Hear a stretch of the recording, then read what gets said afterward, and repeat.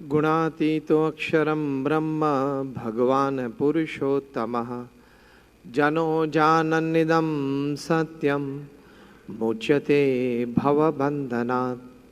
श्री स्वामीनारायण भगवाननी जय। अक्षर पुरुषोत्तम महाराजनी जय। राधा कृष्ण देवनी जय। सियावर रामचंद्र भगवाननी जय। प्रमुख स्वामी महाराजनी जय। महंत स्वामी महाराजनी जय। प्रमुख स्वामी महाराज शताब्दी महोत्सवनी जय। प्रथम तो भगवान स्वामीनारायणना चरणमां वंदन साथे अमारा प्राण प्यारा गुरुहरि परम पूज्य प्रमुख स्वामी महाराजना चरणमां वंदन साथे अने प्रगट गुरुहरि परम पूज्य महंत स्वामी महाराजना चरणमां वंदन साथे पधारेला आप सौने नमस्कार,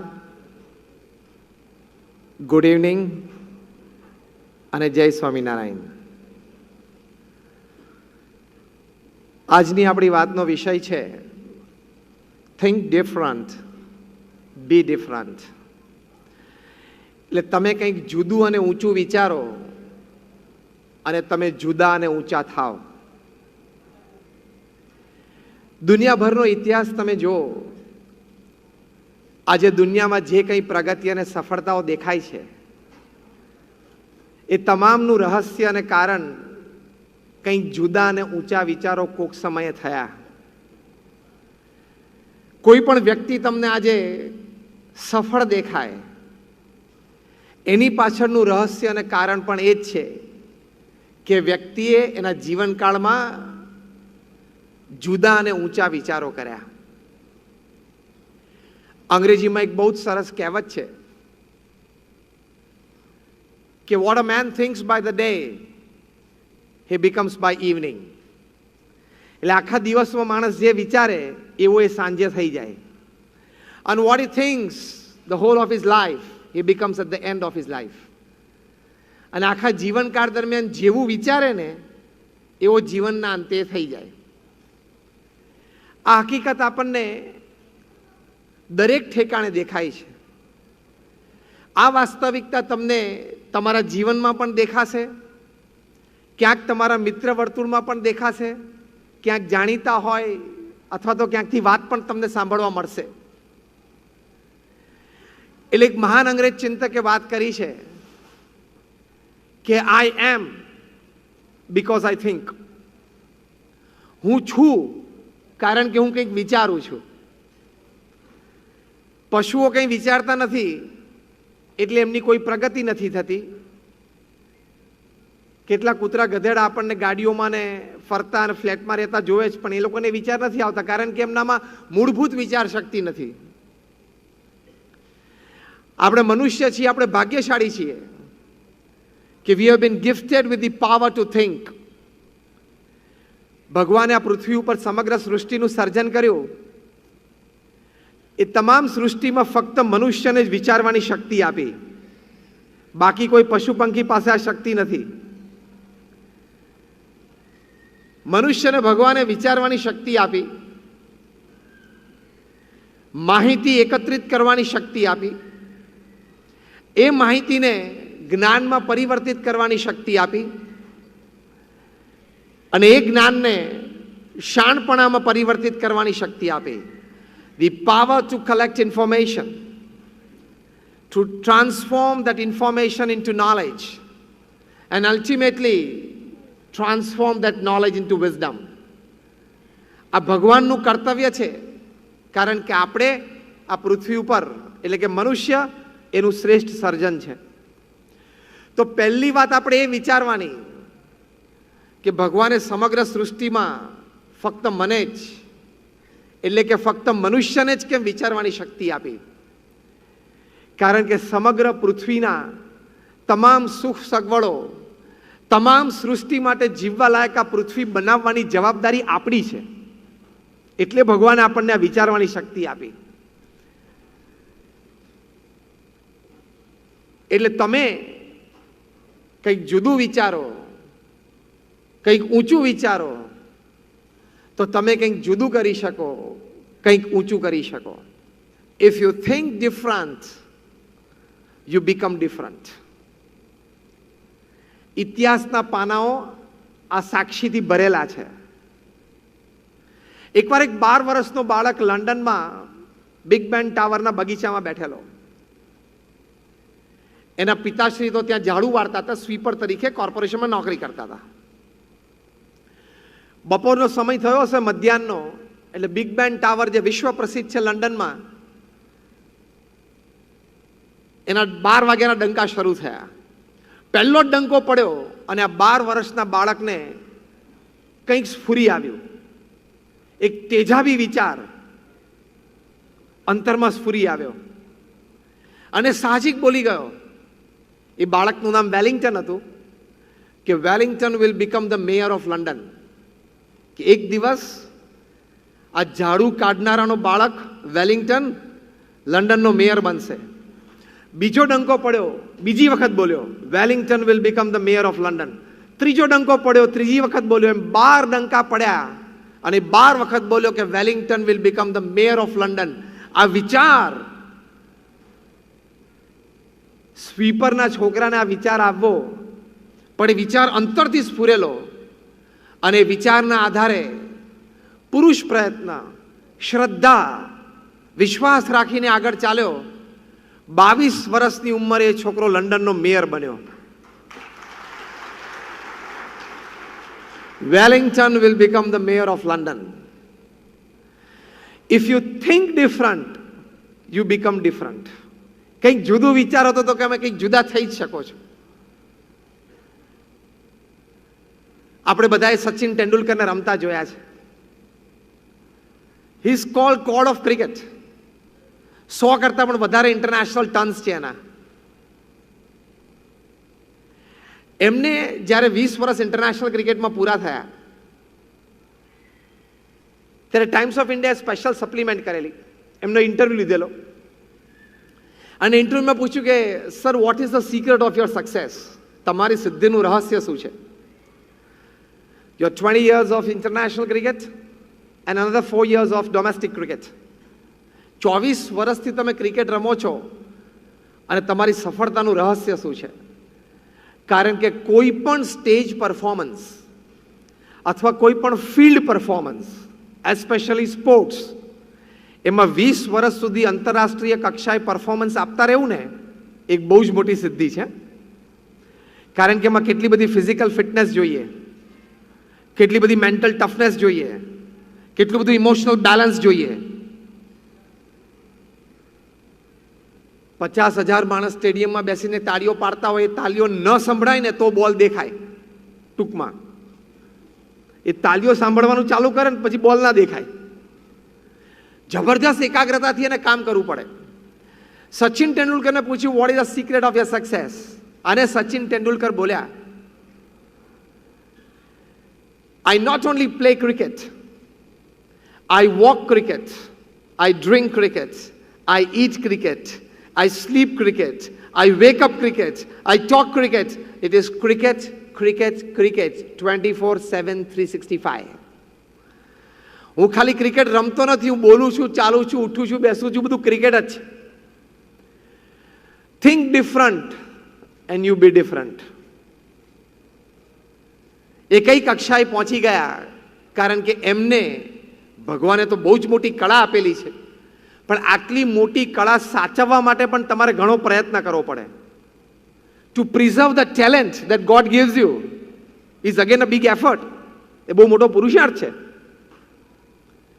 પણ એ કંઈક જુદું વિચાર્યું અને એમના સાથી હતા, એમની જેવી જ કક્ષાની બેટિંગ કરતા હતા, વિનોદ કાંબલી. બંને જણાએ સ્કૂલમાં સાથે રમીને 650 રન કરેલા, નોટ આઉટ રહેલા 2 જણા. પણ એ વિનોદ કાંબલીનું કરિયર પૂરું થઈ ગયું. Abrupt end to it. The reason was he did not think the way Sachin thought. એમને એમની કળા પ્રિઝર્વ કરવી, એ કળા મેન્ટેન કરવા માટે આટલી મહેનત કરવી, એ ક્યારે વિચારેલું નહીં. ક્યારે એની માટે પ્રયત્ન નહીં કરેલો. એમને એ રૂટીન જીવન જીવ્યા તો આટલા મોટા આશીર્વાદ હતા ભગવાનને સાચવી ન શક્યા. તો to be different you have to think different. એક યુવાન વ્યક્તિ એક વખત ચાની કીટલીએ ત્યાં દુકાને બેસીને ચા પીવા માટે ગયા હશે તો કીટલી તરફ એની દ્રષ્ટિ હતી ને કીટલીનું ઢાંકણું એની જાતે ઊંચું થયું. એટલે એમને એમ થયું કે આ ઢાંકણું કેવી રીતે ઊંચું થયું. પછી ખબર પડી કે સ્ટીમના પ્રેશરથી ઊંચું થયું છે, વરાળના પ્રેશરથી. એમને એમાંથી વિચાર આવવા માંડ્યા કે વરાળમાં આટલી બધી તાકાત કે મેટલને હલાવે, ધાતુને હલાવી શકે. એ વિચાર એમને પરિપક્વ થયો. See he thought different. આપણેની જગ્યા હોય તો કે પવન બવન આવ્યો છે, ચા પી લે ને. આપણે અહીંયા ચા પીવાયા છીએ, એ થિંક રૂટીન કહેવાય, થિંક ડિફરન્ટ ના કહેવાય. પણ આને વિચાર આવ્યો કે વરાળમાં આટલી તાકાત. પછી બીજો વિચાર આવ્યો કે આ મેટલ ઊંચું નીચું થાય છે તો લેફ્ટ એન્ડ રાઈટ મુવમેન્ટ પણ આવે, હોરિઝોન્ટલ મુવમેન્ટ પણ આવે, વર્ટિકલ મુવમેન્ટ આવે તો. અને એ વિચારમાંથી એક બહુ જ મોટી વાત જન્મી, એક બહુ જ મોટું યંત્ર જન્મ્યું, ધ સ્ટીમ એન્જિન. અને વ્યક્તિનું નામ હતું Stevenson. Think different, be different. એમણે વરાળનો વિચાર કર્યો, ઢાંકણાનો, ચાની કીટલીનું ઢાંકણું એનો વિચાર કર્યો, તેમાંથી સ્ટીમ એન્જિન બની ગયું. અને આપણે જગ્યા ચા પીવા બેઠો તો કે પી લે શાંતિથી, થાય ઊંચું નીચું, એમાં શું. આપણે બેઠા હોય કોઈ ફળ નીચે પડે, આંબા પાસે બેઠા હોય અને કેરી નીચે પડે તો કે કુદરતની મહેરબાની તો જો, હું આવ્યો ને કેરી નીચે પડી, લઈ લેતો. કાચી હોય તો મીઠા મરચા જોડે ખાશું, પાકી હશે તો ચૂસી લેશું. પણ એક વ્યક્તિએ આ ફળ ઝાડ ઉપરથી નીચે પડ્યું, એમણે વિચાર કર્યો કે નીચે કેમ પડ્યું, ઉપર કેમ ના ગયું. કોઈક એવો વિચાર રજૂ કરે તો આપણા જેવા ડાયા માણસો જે બાજુમાં બેઠા હોય ને, આપણા જેવા ડાયા, એ શું કે નીચે જ પડે, ઉપર થોડે જાય. એનું ડિસ્ટન્સ તો જો, અહીંયા 15 ફૂટ છે, ઉપર તો જો હજારો કિલોમીટર છે, ઉપર કેવી રીતે જાય, ખાઈ લે, ગાંડો થયો છું. આને વિચાર આવ્યો, why did it come down, why did it go up. એ નીચે કેમ આવ્યું. Think different. અને આ વિચારમાંથી એક બહુ જ મોટી પ્રક્રિયાનું સંશોધન થયું, અને એ પ્રક્રિયા છે ગુરુત્વાકર્ષણનો નિયમ, ધ લો ઓફ ગ્રેવિટી. દુનિયાને ખબર પડી કે પૃથ્વીમાં ગુરુત્વાકર્ષણ છે અને બધાને નીચે ખેંચે છે. અને વ્યક્તિ હતા sir Isaac Newton. Think different, be different. મહાન વૈજ્ઞાનિક બની ગયા. નાની નાની ક્રિયા હોય, રોજિંદી ક્રિયાઓ હોય, કે જીવનનો કોઈ મોટો પ્રસંગ હોય, તમે કંઈક જુદું વિચારો તો ચોક્કસ કંઈક જુદું કરી શકો. BAPS સંસ્થાના વિશ્વવ્યાપી મહાન સદગુરુવર્ય બ્રહ્મ સ્વરૂપ પ્રમુખ સ્વામી મહારાજ, જે એક વ્યક્તિ સંસ્થા હતા, he was a one man organisation. Pramukh Swami મહારાજ એક વ્યક્તિ સંસ્થા હતા. અંગ્રેજીમાં કહેવત છે, an organisation is nothing but the lengthened shadow of its leader. સંસ્થા શું છે? કોઈ પણ સંસ્થા એ પોતાના નેતાનો એક લંબાયેલો પડછાયો જ છે. એમને એમના ગુરુ યોગીજી મહારાજનો જે સંકલ્પ હતો કે દિલ્હીમાં યમુનાના કિનારે અક્ષરધામ કરવું છે.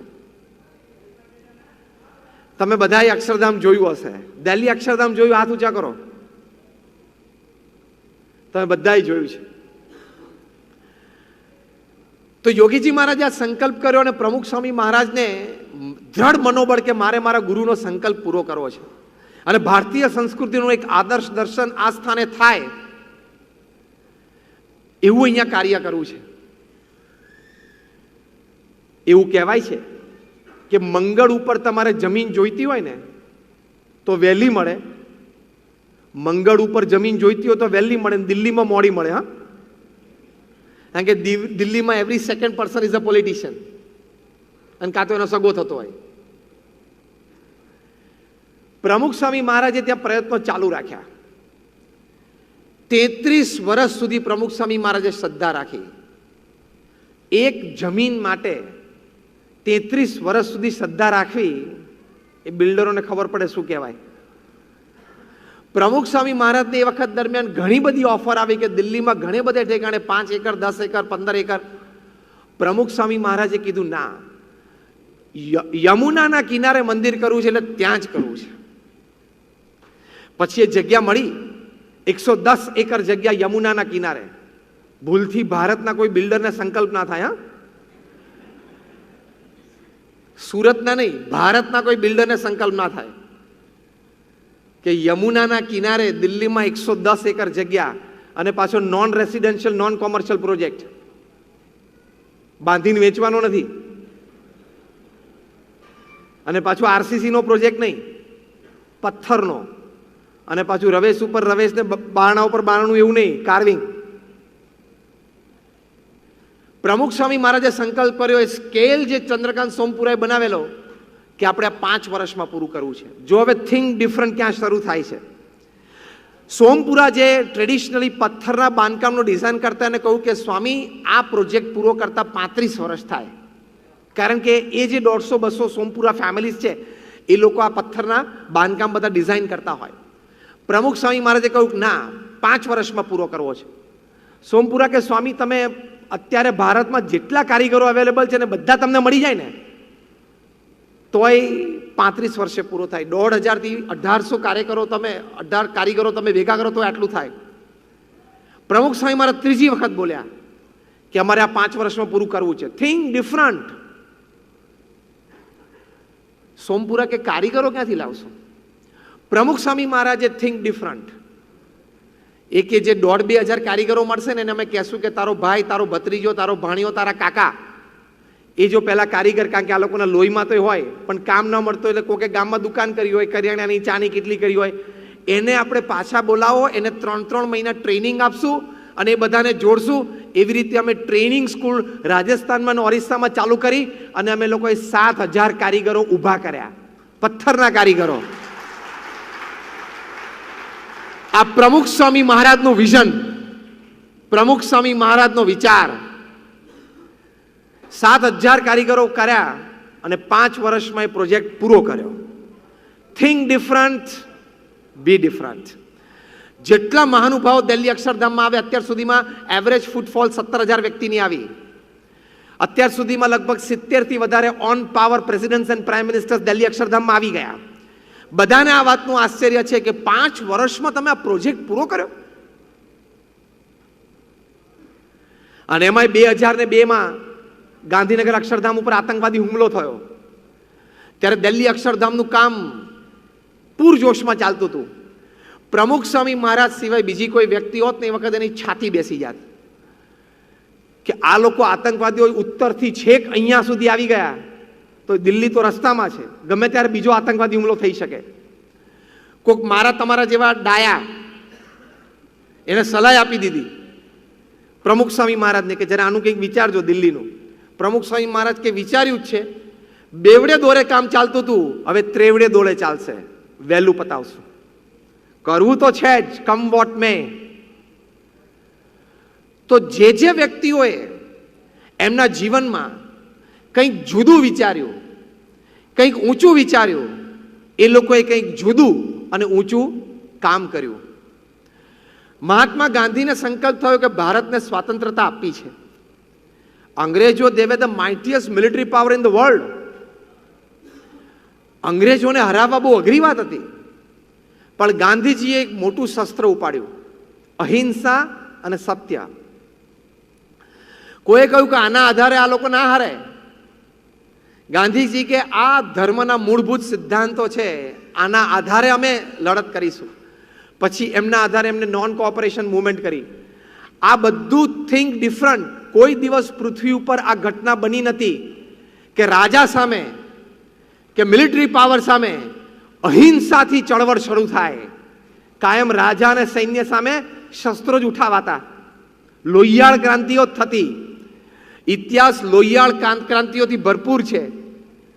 મહાત્મા ગાંધીને એમ થયું કે લોહિયાળ નહીં, એક લોહીનું ટીપું પણ ના પડવું જોઈએ અને દેશ સ્વતંત્ર થવો જોઈએ. Think different. લોહીનું એક ટીપું પણ ના પડવું જોઈએ અને અંગ્રેજોને આપણે કાઢવા છે. Think different. એમને કંઈક જુદું વિચાર્યું અને એ પ્રમાણે એમને અસહકારની લડત ચાલુ કરી. 42ની સાલમાં એમણે હિન્દ છોડો લડાઈ શરૂ કરી. એમને નવા નવા વિચારો આપ્યા.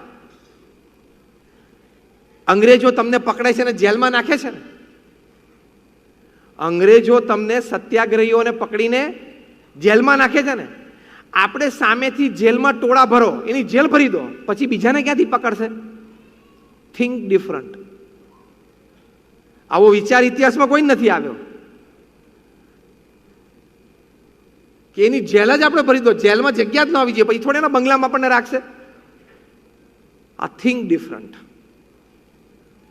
એમણે આ અસહકારની લડત શરૂ કરી અને એમાંથી આ પરિણામ આપણે જોઈએ છીએ કે ઇંગ્લેન્ડના war time prime minister Winston Churchill જે એડોલ્ફ હિટલરથી નહોતા ડરતા, જ્યારે હિટલરે 300 વોર પ્લેન લંડન ઉપર મોકલ્યા અને આખું લંડન ભડકે ભરતું હતું, એટલું કાર્પેટ બોમ્બિંગ કરેલું, તે વખતે વિન્સ્ટન ચર્ચિલે આ સિમ્બોલ આપેલું, વી ફોર વિક્ટરી,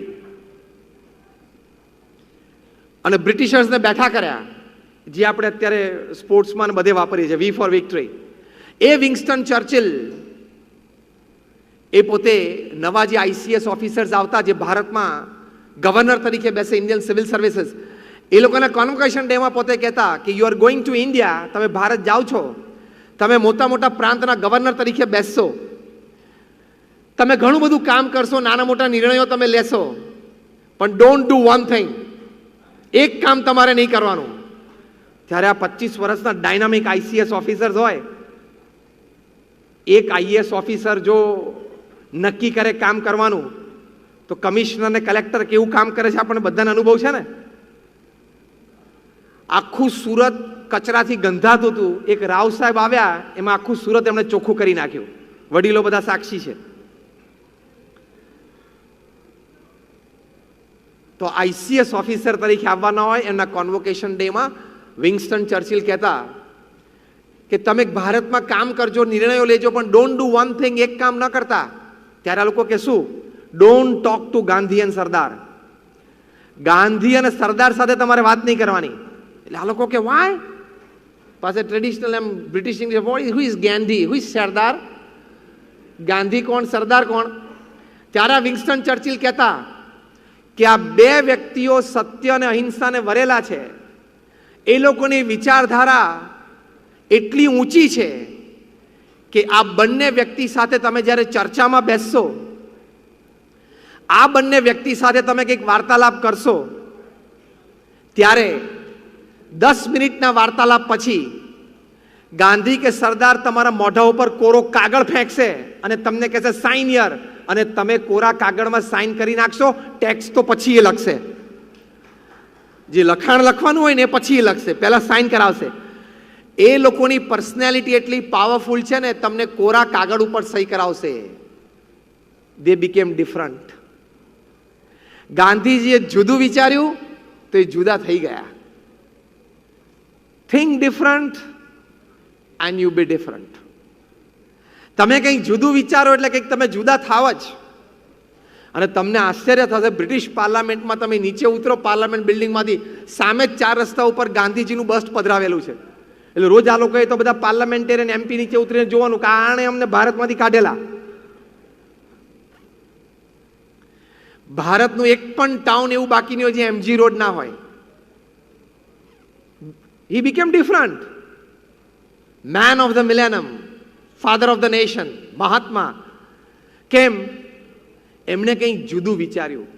કદાચ એ હિંસક લડત તરફ ગયા હોત ભારતની આઝાદી માટે, તો કેટલી ખુવારી થાત. પણ અહિંસાની લડતમાં આટલી તાકાત છે એ એમણે બતાવ્યું. મહાત્મા ગાંધીની કોપી કરી માર્ટિન લુથર કિંગે અમેરિકામાં, અને ત્યાં અશ્વેત માટે એટલે કે બ્લેક્સ માટે એમને સિવિલ રાઇટ્સ લીધા. પાછી મહાત્મા ગાંધીમાંથી પ્રેરણા લઈને આફ્રિકામાં નેલ્સન મંડેલાએ અશ્વેત માટે હક ઊભા કર્યા, સિવિલ રાઇટ્સ ઊભા કર્યા, અને ત્યાં સ્વતંત્રતા મળી. એટલે આખું એક ચેઇન રિએક્શન શરૂ થયું. Mahatma Gandhi thought different. He inspired Martin Luther King. He inspired Nelson Mandela. તો કંઈક જુદું વિચારીએ અને ઊંચું વિચારીએ તો કંઈક જુદા ને ઊંચા થઈએ. અને ભગવાને દરેકને આ શક્તિ આપી છે. દરેક પાસે આ તાકાત છે, પણ આપણે એ વિચાર શક્તિ ખોલી નથી. બહુ જ નાના વિચારો હોય પણ એનામાં તાકાત ઘણી વખત બહુ મોટી હોય, તમને જુદા અને ઊંચા કરી નાખે. ત્યાં બેંગલુરુમાં એક વખત બસ સ્ટેન્ડ ઉપર એક કોલેજ જતો યુવાન બસની રાહ જોતો ઉભેલો. સેકન્ડ યર એન્જિનિયરિંગમાં ભણે. તે દરમિયાન એક યંગ મધર, 27-28 વર્ષના કોઈ માતા, એમના નાના બાળકને ટુ વ્હીલર ઉપર ત્યાં બસ સ્ટેન્ડ પર મૂકવા માટે આવ્યા. સ્કૂલ બસ પર ત્યાં બાજુમાં જ ઊભી રહેતી. જ્યારે એમને મોડું થયું હશે એટલે જરા રઘવાયા હતા, ઉતાવળા થતા હતા. આ યુવાને જોયું અને સ્કૂટર પાર્ક કરીને એ માતા એના નાના બાળકને ઉચકીને બસ આવી જ ગયેલી અને કંડક્ટરને આમ હાથમાં આપ્યો. કંડક્ટરે લીધા, પાછળ તરત એને ઉપર બેસાડી દીધો અને આમ ચિંતિત ચહેરે જોતો હતી, તું અંદર જતો રહે, જલ્દી બેસી જા તું, એવું નીચેથી બૂમ પાડતા હતા. આ કોલેજના યુવાને આ દ્રશ્ય જોયું. હવે આપણે એની જગ્યાએ હોત તો આપણે શું વિચારત? પહેલા તો કંઈ વિચાર જ નહીં હોય, હવે આવું બધું થયા કરે. અને બહુ તો શું વિચારે? બહુ ડાયો હોય, ટાઈમે ઘરેથી નીકળી જવું જોઈએ, વહેલા આવવું જોઈએ, એવું બોલે ને. આ છોકરાએ પોઝિટિવ વિચાર કર્યો, થિંક ડિફરન્ટ, કે આવું ઘણા બધાને થતું હશે. લાસ્ટ મિનિટ પર નાના બાળકને સવારના પોરમાં તૈયાર કરીને સ્કૂલે મોકલે. એમાં બે જો નાના બાળકો હોય ને બેની સ્કૂલ જુદી હોય ને ટાઈમિંગ 15-25 મિનિટ આગા પાછળ, તો સવારના પોરમાં 2-2.5 કલાક તો બધા ફેમિલી મેમ્બર્સ રગવાય થઈ જાય, એસ્પેશિયલી એમના mothers. Can I help them? હું એમને મદદ કરી શકું? Think different. હું આ પરિસ્થિતિને કેવી રીતે સુધારી શકું? એટલે એને એક સોફ્ટવેર ડિઝાઇન કર્યો. એ સોફ્ટવેર એને પ્રાઇમરીલી એક સ્કૂલમાં ઉપયોગ કર્યો કે નાનો બાળક સ્કૂલ બસમાં ચડે એટલે સેન્સરને ટચ કરે એટલે એના મધરના મોબાઈલ ઉપર મેસેજ જાય કે તમારો બાળક બસમાં બેસી ગયો. એ પાછો એની સીટ ઉપર જઈને બેસે એટલે સેન્સરથી કટ થાય અને મેસેજ જાય કે સીટ ઉપર બેસી ગયો. એ ક્લાસમાં એન્ટર થાય એટલે એને ડોર ઉપર જે સેન્સર હોય એને ટચ થઈને જવાનું. ટચ કરે એટલે એની માતાને મેસેજ જાય કે ક્લાસમાં એન્ટર થઈ ગયો. ક્લાસમાં શિક્ષક કંઈ પ્રશ્ન પૂછે ને જો એ બાળક હાથ ઊંચો કરે ને તરત સેન્સરથી કટ થાય એની ફિંગરપ્રિન્ટ્સ અને એની માતાને મેસેજ જાય કે ક્લાસમાં એને હાથ ઊંચો કર્યો જવાબ આપવા માટે. એટલે દર અડધો કલાકે મેસેજ જાય ને એટલે નિશ્ચિંત રહે કે મારું બાળક સેફ છે, સ્કૂલમાં છે, ભણે છે અને આનંદમાં છે. અને આ સોફ્ટવેર ઘણી બધી સ્કૂલ્સમાં શરૂ થયું, બેંગ્લોરુમાં, મુંબઈમાં, બધે. સિલિકોન વેલીમાં, સેન હોઝેમાં એક જાયન્ટ આઈટી કંપનીને ખબર પડી કે આ છોકરાએ આવું સોફ્ટવેર બનાવ્યું છે which is a tremendous potential. એટલે એની સાથે નેગોશિએશન શરૂ કર્યું અને દે કેમ ડાઉન ટુ $65 million. $65 million આ છોકરાએ આ સોફ્ટવેર આઈટી કંપનીને વેચ્યું. સેકન્ડ યર એન્જિનિયરિંગનો સ્ટુડન્ટ. બી ડિફરન્ટ થઈ ગયો ને. 18 વર્ષની ઉંમરે $65 million અને અત્યારે 74 વાળો. હા,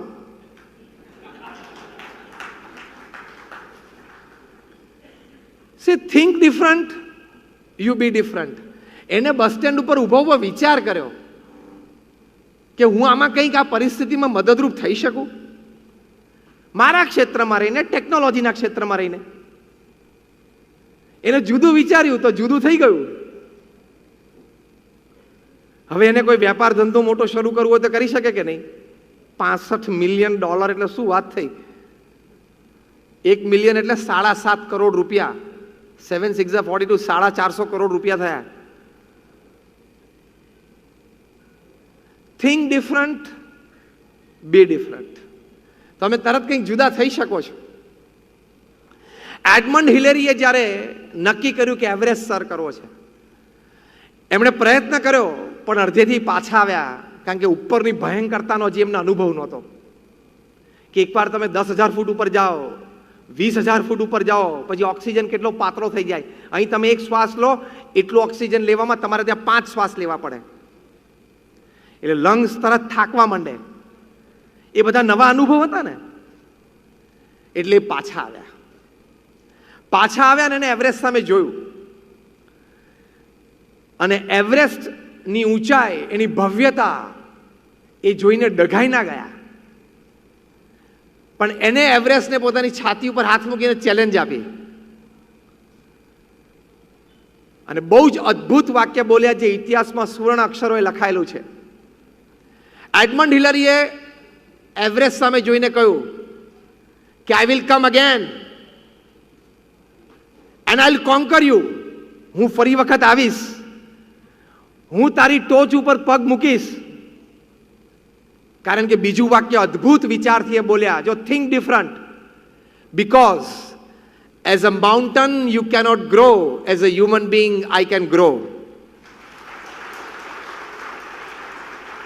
એક પર્વત તરીકે તારામાં વિકાસ અસંભવ છે, મનુષ્ય તરીકે મારામાં પૂર્ણ વિકાસ સંભવ છે. As a mountain you cannot grow, as a human being I can always grow. I will come, I will conquer. એ ફરી વખત આવ્યા અને એવરેસ્ટને સર કર્યો. Think different, be different. તમે કંઈક જુદું વિચારો, વિશેષ વિચારો, ઊંચું વિચારો એટલે વિશેષ થાય જ.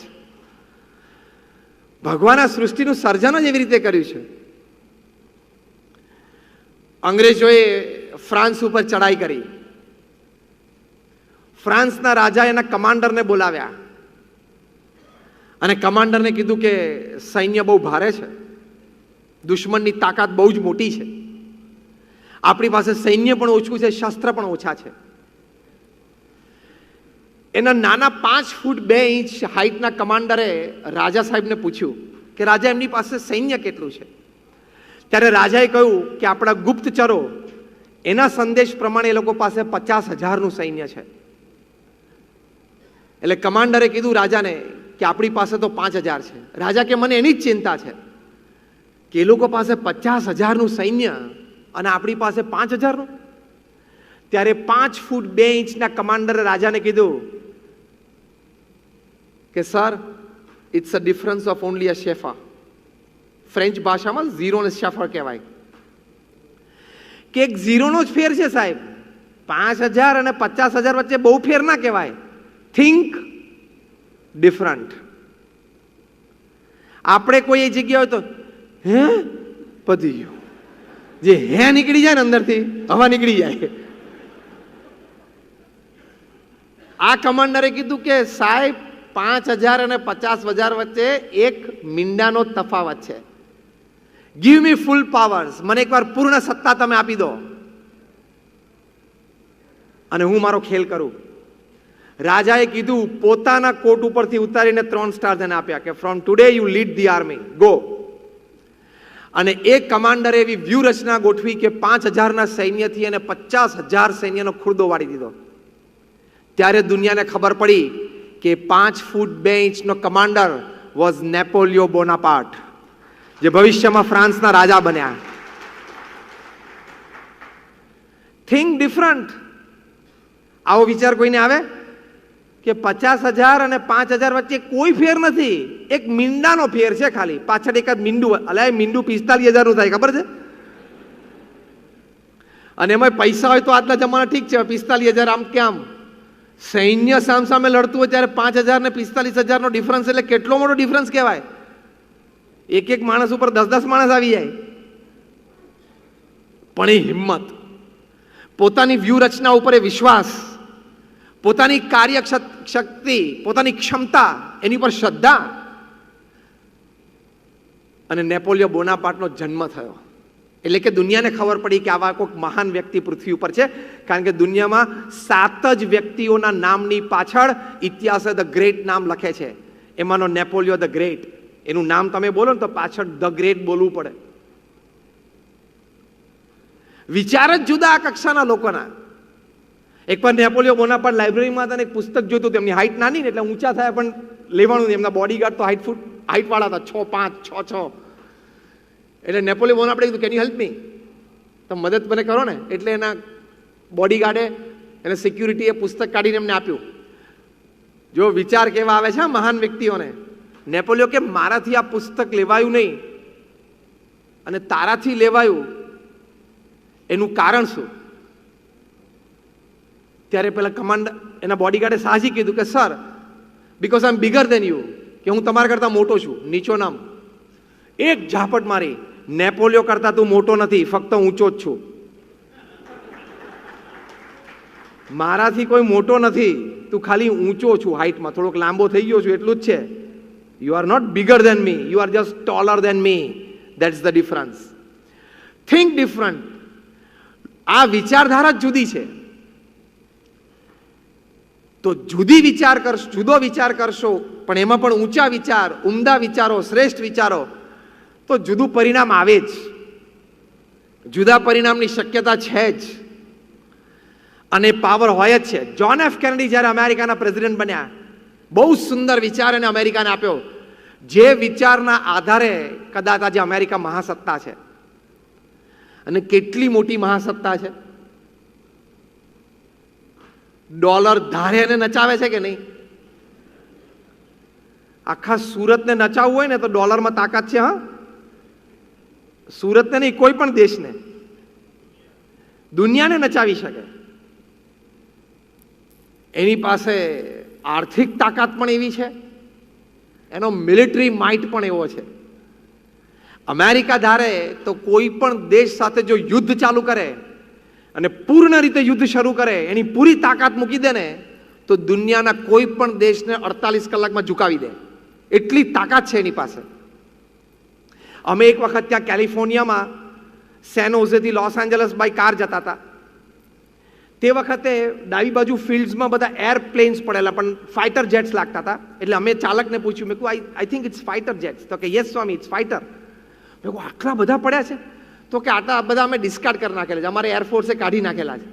હું કેટલા પડ્યા છે? તો કે ન્યૂઝપેપર રિપોર્ટ એવું કહે છે કે આ ફિલ્ડમાં 6000 પડ્યા છે. મેં કહું તો એટલા બધા ડિસ્કાર્ડ કર્યા? તો કે આ બીજા દેશો માંગે, ત્રીજા વિશ્વના દેશો માંગે તો વેચવાના છે. ત્રીજા વિશ્વના દેશો માંગે તો દુકાન અહીંયા બોલાવી લે, દુકાનમાં 6000 છે, જોઈ લે તું, આપી દઈએ, 2-5 જે વીણીને લઈ જવું એ લઈ જાય. તો મેં કહ્યું તમારા બધાના ક્યાં પડ્યા? તો કે સ્વામી એ તો જુદી જગ્યા પડ્યા છે ને, આની કરતા 3rd, 4th અને 5th જનરેશનના છે, જે દુનિયાને વિચારે ના આવે.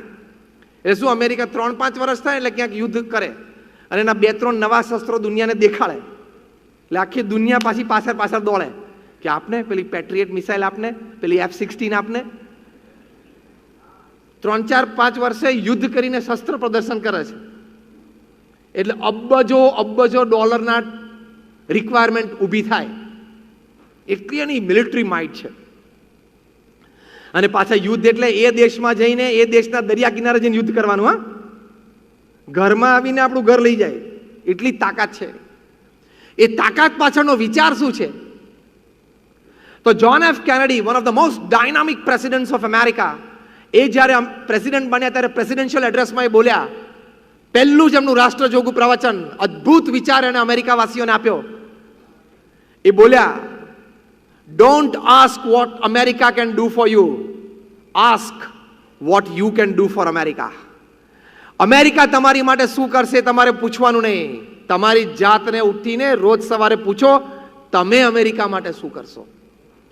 આ વિચારમાં કેટલી તાકાત છે. આ વિચારના આધારે મહાસત્તા છે. Think different, be different.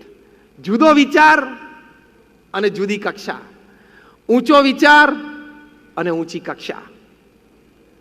Pramukh Swami મહારાજ જ્યારે આ BAPS સંસ્થાના પ્રમુખ બન્યા 21મી મે 1950, પ્રમુખ સ્વામી મહારાજ આ 7 અબજની વસ્તીમાં એક જ વ્યક્તિ એવી છે કે આટલી મોટી આંતરરાષ્ટ્રીય સંસ્થાના એ 65 વર્ષ સુધી પ્રમુખ રહ્યા હોય. 65 years unchallenged, undisputed, no controversies, no opposition. BAPS સંસ્થામાં ક્યારે ઇલેક્શન આવે જ નહીં, છે જ નહીં. 65 વર્ષ સુધી અમારા પ્રમુખ રહ્યા. અમારી તો ઈચ્છા ને લાગણી હતી 100 વર્ષ સુધી રહે. એ પ્રમુખ સ્વામી મહારાજને જ્યારે 21મી મે 1950ના દિવસે એમના ગુરુ શાસ્ત્રીજી મહારાજે અમદાવાદની આંબલીવાડી પોળમાં પ્રમુખ પદ સોંપ્યું, ત્યારે એમની ઉંમર 28 વર્ષની હતી. એ કાર્યક્રમ સમારંભમાં 25-50 વ્યક્તિઓ હતા. 1.5-2 કલાકનો એ સમારંભ પૂરો થયો, બધા જમ્યા. 1950ની સાલમાં કંઈ આવી કેટરિંગ સિસ્ટમ તો હતી નહીં. કોઈક ભાવિક ભક્તો 2-4 જણા રસોઈ બનાવે અને બધા જમે, અને પછી વાસણ બધા રસોડાના ખૂણે પડ્યા હોય અને કોકે ઉટકવાના હોય. આ હું વાત કરું છું આજથી ઓલમોસ્ટ 70 વર્ષ પહેલાની. બધા જમીને નીકળી ગયા. પ્રમુખ સ્વામી મહારાજ રાત્રે 9, 9:30, 10 વાગે જમવા માટે રસોડામાં ગયા. ત્યારે એમણે જોયું કે આ એઠા વાસણો બધા પડ્યા છે. નાઉ સી, થિંક ડિફરન્ટ. જુદો વિચાર ક્યાં આવે છે? આપણે પ્રમુખ પદમાં હોઈએ તો અલા જોતો કોકને બોલાવતો, બે જણા અહીંયા આવો, આ સાફ કરી નાખો તો, કારણ કે તમે પ્રેસિડેન્ટ બન્યા ને હવે, એટલે તમારે કમાન્ડનો અધિકાર આવી ગયો ને. પ્રમુખ સ્વામી મહારાજ એક શબ્દ પણ બોલ્યા વગર, કોઈને પણ બોલાવ્યા વગર જાતે વાસણ ઉટકવા બેસી ગયા. 1.5 કલાક સુધી એમણે વાસણ સાફ કર્યા અને પછી રાત્રે 11, 11:30 જમ્યા. જે દિવસે પ્રમુખ બન્યા આ BAPS સંસ્થાના, તે દિવસે એમના સમારંભમાં પધારેલા અભિવાદન આપવા માટે એ વ્યક્તિઓ જમ્યા, વાસણ એમને ઉટક્યા. એટલે 65 વર્ષ સુધી સેવા કરતા કરતા પ્રમુખ રહ્યા. પ્રમુખ બનીને ફક્ત સ્ટેજ શોભાવું, હાર પહેરવા એ વૃત્તિ હોય એટલે દર 2 વર્ષે બદલાય. દર 2 વર્ષે સંસ્થાઓમાં ઇલેક્શન શેના આવે છે? કેમ બધાને અભરખા જાગે છે? સેવા તો કરવી હોય તો નીચે બેસીને થઈ શકે છે, પણ આ અભરખા હોય છે ને એટલે 2 વર્ષથી વધારે આ ખુરશી તમને ટકવા ના દે. અને આ અભરખો ના હોય ને એટલે ખુરશીને અને સામેવાળાને બેયને મન થાય ભલે બેઠા, એટલે 65 વર્ષ ચાલે. હી બીકેમ ડિફરન્ટ. 65 વર્ષ સુધી પ્રમુખ રહ્યા એટલે ડિફરન્ટ કેટેગરીમાં આવી ગયા. વાય? Think different. એમણે જુદું વિચાર્યું એટલે જુદા થઈ ગયા. તો કહેવાની વાત એ છે કે when you think different you become different. Nelson Mandela south આફ્રિકાના સિવિલ રાઇટ્સ માટે ધ વ્હાઇટ રેજીમ, PW બોથા એ વખતે સાઉથ આફ્રિકાના પ્રેસિડેન્ટ હતા. એમની સામે એમણે અહિંસક લડત ચાલુ કરી. સરકારે એમને જેલમાં નાખ્યા. હમણાં 4 મહિના પહેલા જ અમે સાઉથ આફ્રિકામાં એમની એ જેલ જોઈ. આજે પણ આપણા આંખમાં આંસુ આવી જાય.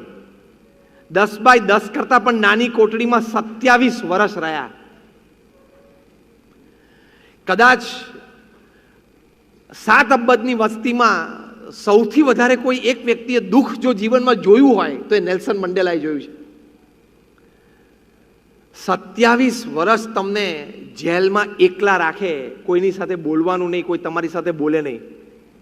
મહિનામાં માણસ ગાંડો થઈ જાય. હા, અત્યારે તો તમે 1 કલાક ખાલી ફોન લઈ લે ને તમારા હાથમાં તોય ગાંડા થઈ જવાય એવું છે. કારણ કે દર 3 મિનિટે કોન્શિયસલી કે સબકોન્શિયસલી તમારો હાથ જો મોબાઈલને અડે નહીં ને તો તમારું ડિસ્ચાર્જિંગ ચાલુ થઈ જાય છે.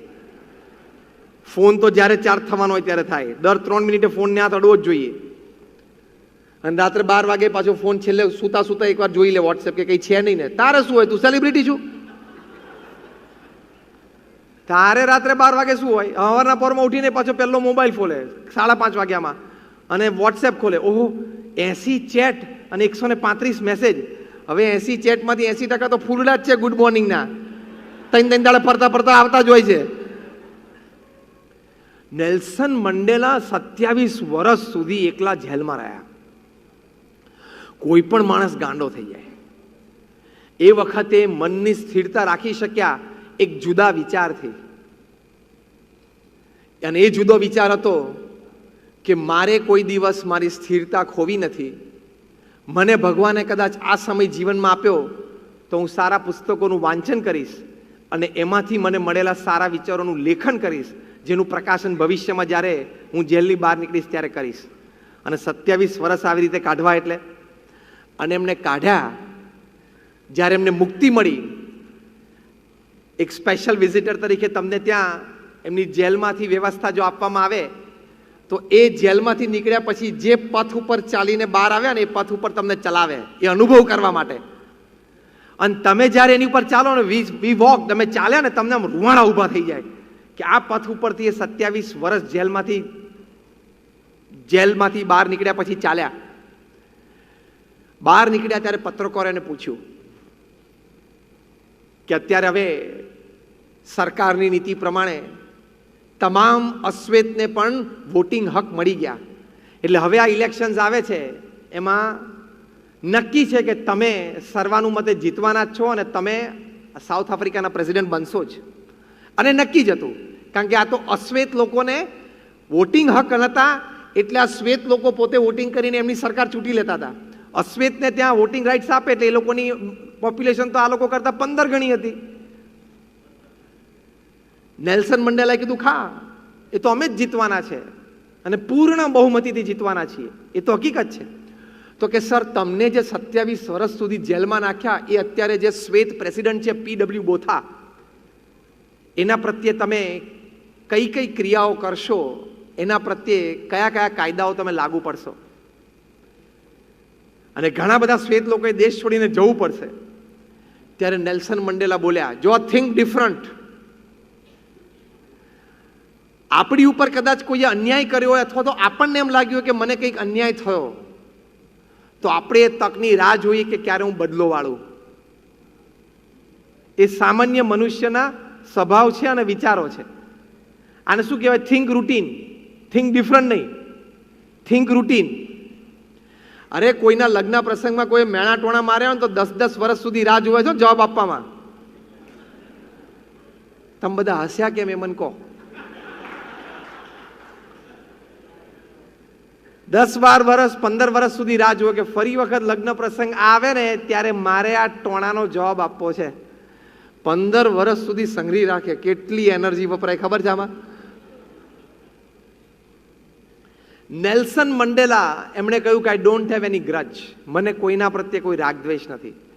અમે સરકાર બનાવશું ત્યારે અમને અનુભવ ઓછો છે, એટલે અમે PW બોથાને અને એમના મિનિસ્ટર્સને અમે સરકારમાં સાથે રાખશું અને અમારે સાથે રહીને દેશનો વિકાસ કરવો છે.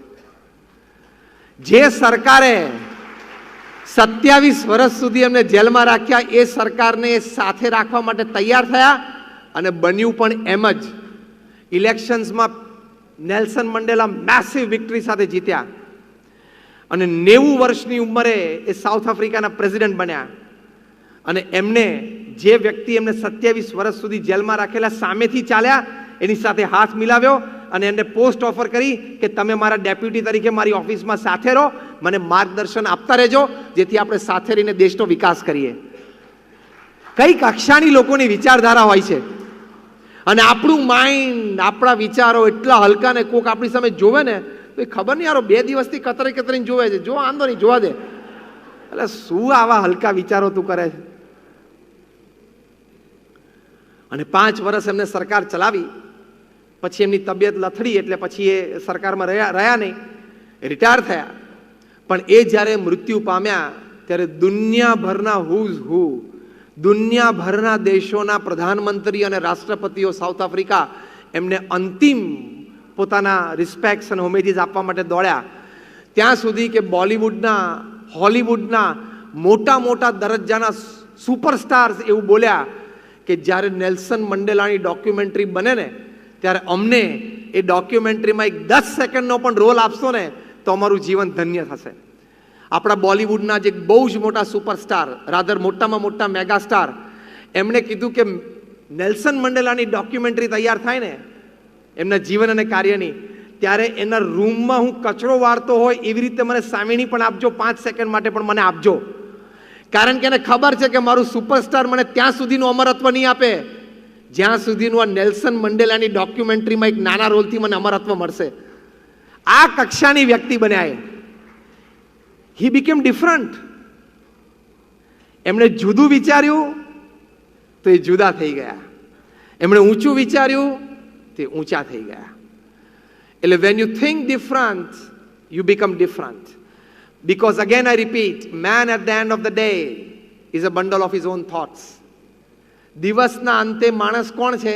આખા દિવસમાં જે વિચાર કર્યો હોય તે. તમે આખા દિવસમાં ઓફિસમાં બેઠા બેઠા વિચાર કરો કે આને પાડી દઉં, આનું લઈ લઉં, આને ક્યાંક ફસાવી દઉં, તો એક દિવસે ચક્કર ફરતું ફરતું પાછું આવશે. તમે આપણે નાનપણમાં ખબર છે ફ્રીઝબી રમેલા? સેમી સર્કલ ને ફ્રીઝબી તમે આમ હવામાં નાખો ને એટલે પાછી આવે, ખબર? ભાઈ તમારા હાથમાં આવે ફ્રીઝબી, તમે નાખો એટલે પાછી આવે. આ કર્મનો સિદ્ધાંત ફ્રીઝબી જેવો છે. તમે વિચાર કરો ને કે પાડી દઉં, પાછો પાડી દઉં, એનો ધંધો હું લઈ લઉં, એનો ક્લાયન્ટ હું લઈ લઉં, એના વિશે બજારમાં ખોટી વાતો કરું, તે બધું પાછું આવે ફ્રીઝબીની જેમ. તમારા હલકા વિચારો તમને જ નડે. એ સિદ્ધાંત છે પૃથ્વી ઉપર. સ્પર્ધકોની સાથે ખાનદાનીથી સ્પર્ધા કરવાની હોય. આપણા સ્પર્ધકો દુશ્મનો પણ કદાચ હોય, પણ દુશ્મનાવટમાં પણ ખાનદાની જોઈએ. દુશ્મનાવટમાં પણ આમ ખાનદાની હોય ને એ વિચાર છે. પહેલાના જમાનામાં રાજા એકબીજા સામે લડતા અને લડતા લડતા સામેવાળાના હાથમાંથી શસ્ત્ર પડી જાય ને તો ઘા ના કરે કે મારી ખાનદાની શું. કાલ સવારે કોક એમ કહેશે કે દુશ્મનના હાથમાં શસ્ત્ર નહોતું ત્યારે તે ઘા કરેલો, એટલે રાહ જોવે કે ઉપાડ, પહેલા શસ્ત્ર ઉપાડ પછી આપણે લડીએ.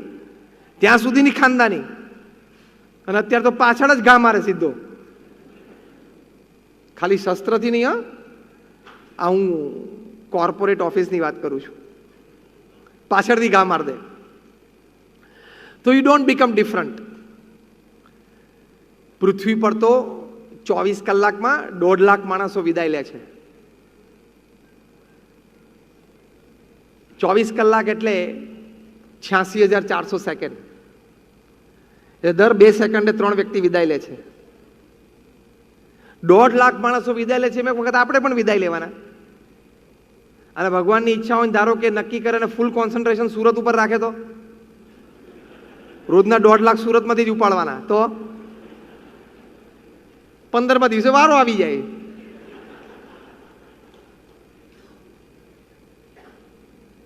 Lakhs of people they come upon earth and lakhs of people they leave this earth. Only some make their mark. લાખો લોકો પૃથ્વી પર આવે છે અને લાખો લોકો પૃથ્વી ઉપરથી જાય છે, પણ અમુક જ લોકો એની અમીટ છાપ છોડીને પૃથ્વી ઉપરથી જાય છે. એ બધા કયા? Think different, be different. તમે કંઈક જુદું વિચારો તો તમે ચોક્કસ કંઈક જુદા થઈ જ શકો. આ બધા મેં પ્રસંગો તમને કયા? પ્રસંગો સાંભળવાને તો તમને આનંદ પણ આવ્યો હશે, પણ હવે આવા વિચારો ઊંચા કર્યા પછી એના પ્રેક્ટિકલ ઉપાયો પણ કરવા પડે. ખાલી વિચારથી માણસ જુદો નથી બનતો. પ્રથમ પાયો વિચાર છે, પણ એ વિચારને પછી તાદ્રશ કરવા માટે પ્રેક્ટિકલી તો કંઈક કરવું પડે કે નહીં? તો પ્રેક્ટિકલી મોટી વાત છે કે જીવનમાં હંમેશા નૈતિકતાપૂર્ણ, પ્રામાણિકતાપૂર્ણ સખત પુરુષાર્થ કરવો. તમે જે પણ વ્યવસાયમાં હોય, જે પણ જગ્યાએ હોય, ઓનેસ્ટ, એથિકલ, હાર્ડવર્ક. આ BAPS સંસ્થા દુનિયાના 10 ટોપ સંસ્થાઓમાંની એક સંસ્થા છે. યુનાઇટેડ નેશન્સમાં સંસ્થાની એક પરમેનન્ટ સીટ છે. પ્રમુખ સ્વામી મહારાજે એકલા હાથે 1300 મંદિરો બાંધ્યા. અમારા જેવા 1000 સંતોને એમણે દીક્ષા આપી. એમાંથી 750થી પણ વધારે સંતો graduates, post graduates, chartered accountants, doctors ને એન્જિનિયર્સ છે.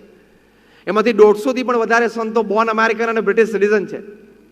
એમાંથી 50થી પણ વધારે સંતો Stanford, Harvard, Carnegie melon, Yale એમાં ભણેલા છે. અમારા ઘણા બધા સંતો $1.5 લાખ, $2 લાખ સેલરી છોડીને સાધુ થયા છે. 55,000નો વોલેન્ટિયર ફોર્સ ઊભો કર્યો. એમના જીવનમાં 7.5 લાખ પત્રો વાંચ્યા અને એનો ઉત્તર આપ્યો. At an unbelievable average of answering 70 letters a day without a Sunday for 45 years. પ્રમુખ સ્વામી મહારાજે 3.5 લાખ ઘર, ઓફિસ, ફેક્ટરી કે શોપમાં વ્યક્તિગત ગયા. પ્રમુખ સ્વામી મહારાજ 20 લાખ લોકોને વ્યક્તિગત મળીને એના પ્રશ્નો સાંભળ્યા છે અને એનો ઉત્તર આપ્યો છે. દુનિયાના 18,000 ગામડાઓમાં પ્રમુખ સ્વામી મહારાજ જાતે ગયા છે. જાહેર જીવન જીવતી વ્યક્તિને ખબર પડે કે 18,000 ગામડામાં જવું એટલે શું. આટલો ભગીરથ પુરુષાર્થ કર્યો, પણ પ્રામાણિકતા અને નૈતિકતા ક્યારેય ચૂક્યા નહીં. આ થિંક ડિફરન્ટ તો બી ડિફરન્ટ. તમે પ્રામાણિકતા અને નૈતિકતા ચૂકો એટલે તમારો પુરુષાર્થ મજૂરી બને, અને ઇફ યુ થિંક ડિફરન્ટ કે પ્રામાણિકતા અને નૈતિકતા રાખીને કામ કરવું છે તો તમારી દરેક મજૂરી મહેનત બની જાય અને ફળ મળે. પ્રામાણિકતા અને નૈતિકતા વગર પુરુષાર્થ મજૂરી બને. પ્રામાણિકતા અને નૈતિકતાથી મજૂરી પણ મહેનત બને અને ફળદાયી બને. પ્રમુખ સ્વામી મહારાજને પૂછ્યું કે કયો વિચાર તમારા મનમાં કાયમ રહે છે? પ્રમુખ સ્વામી મહારાજે કહ્યું જે વિચાર મને ક્યારેય નથી આવે હું તમને કહું. That was more interesting. પ્રમુખ સ્વામી મહારાજે કહ્યું કે કોઈનું પણ અહિત થાય એવો વિચાર મને જીવનમાં ક્યારેય નથી આવ્યો. Think different. સ્પર્ધકનું અને દુશ્મનનું પણ શું કામ અહિતી છું? સ્પર્ધકનું અને દુશ્મનનું પણ શું કામ અહિતી છું? એની મહેનત છે, એનું કમાઈ છે, એનો ભાગ્ય છે, એનો આનંદ લે છે. હું મારી મહેનતનું, મારા ભાગ્યનું હું ખાઉં છું ને હું આનંદ લઉં છું. એ છે અને હું છું. એ વિચારથી સ્થિરતા રહેવાય, એ વિચારથી આનંદમાં રહેવાય. બાકી તમે 20 લાખની ગાડી લાવો ને તમે 3 મહિનાથી એનો આનંદ લેતા હો અને પડોશી પછી મર્સિડીઝ લાવે 35 લાખની તો 75 લાખની લાવે તો આ ગાડીનો આનંદ એમને ઉડી જાય. પાડોશી કરતા સાળો બનેવી લાવે તો વધારે ઉપાધિ. હા પાછી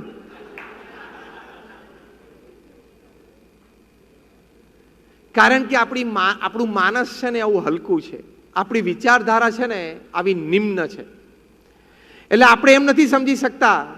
બી ડિફરન્ટ. ક્યારે? When you think different. તો આમાં જુદું વિચારવાનું. એની મહેનત છે, એનો પુરુષાર્થ છે, એના ભાગ્યની વાત છે. હું જેમ ભોગવું છું જીવનમાં એ મારા ભાગ્યની વાત છે, મારો પુરુષાર્થનું મને ફળ મળે છે. સિમ્પલ. આનંદમાં રહેવાય કે નહીં? સ્થિરતામાં રહેવાય કે નહીં? બાકી તમે રોજ સવારે ઉઠીને અંતિલિયા સામે નજર નાખો તો રોવાનો જ વારો છે. અહીંથી તો નથી દેખાતું પણ મુંબઈમાં સબર્બ્સમાંથી દેખાય. અંતિલિયા એટલે મુકેશ અંબાણીનું રેસિડન્સ. 27 માળનું રેસિડન્સ છે. દુનિયાનું કોસ્ટલીએસ્ટ રેસિડેન્શિયલ એટલે કે ઘર છે. એક એસ્ટિમેટ પ્રમાણે 9,000 કરોડનું એક ઘર છે એવું ન્યૂઝપેપરના રિપોર્ટ છે. હવે એની સામે તમે રોજ સવારે ઉઠીને જુઓ, તમે 2 BHKમાં રહેતા હોય પરેલમાં કે વરલીમાં, અને રોજ સવારે ઉઠીને અંતિલિયા સામે જોવો એટલે પછી તો આનંદ ઓસરી જ જવાનો. જોવો એનો વાંધો નહીં પણ થિંક ડિફરન્ટ. શું?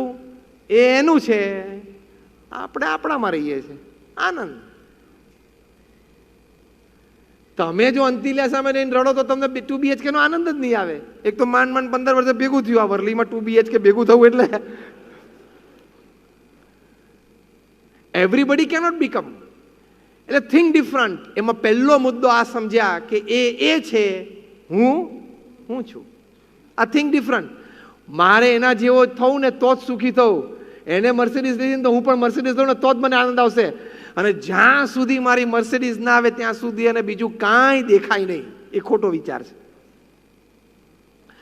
અરીસા સામે ઉભા હોય એટલે દરેક વ્યક્તિને એમ થાય કે જો ભગવાને 10% સુધારી દીધું હોત ને તો એકાદા વુડમાં આપણે ચાલી જાત. બોલિવૂડ, હોલિવૂડ, ટોલિવૂડ, ખોલિવૂડ, ફોલિવૂડ જે હોટ છે ને પૃથ્વી પર, એકાદા વુડમાં હું ચાલી જાત. એવું દરેકને એમ થાય. પણ એ 10% ભગવાને બાકી રાખ્યું છે જેથી ઓડિયન્સમાં સીટ ભરાય,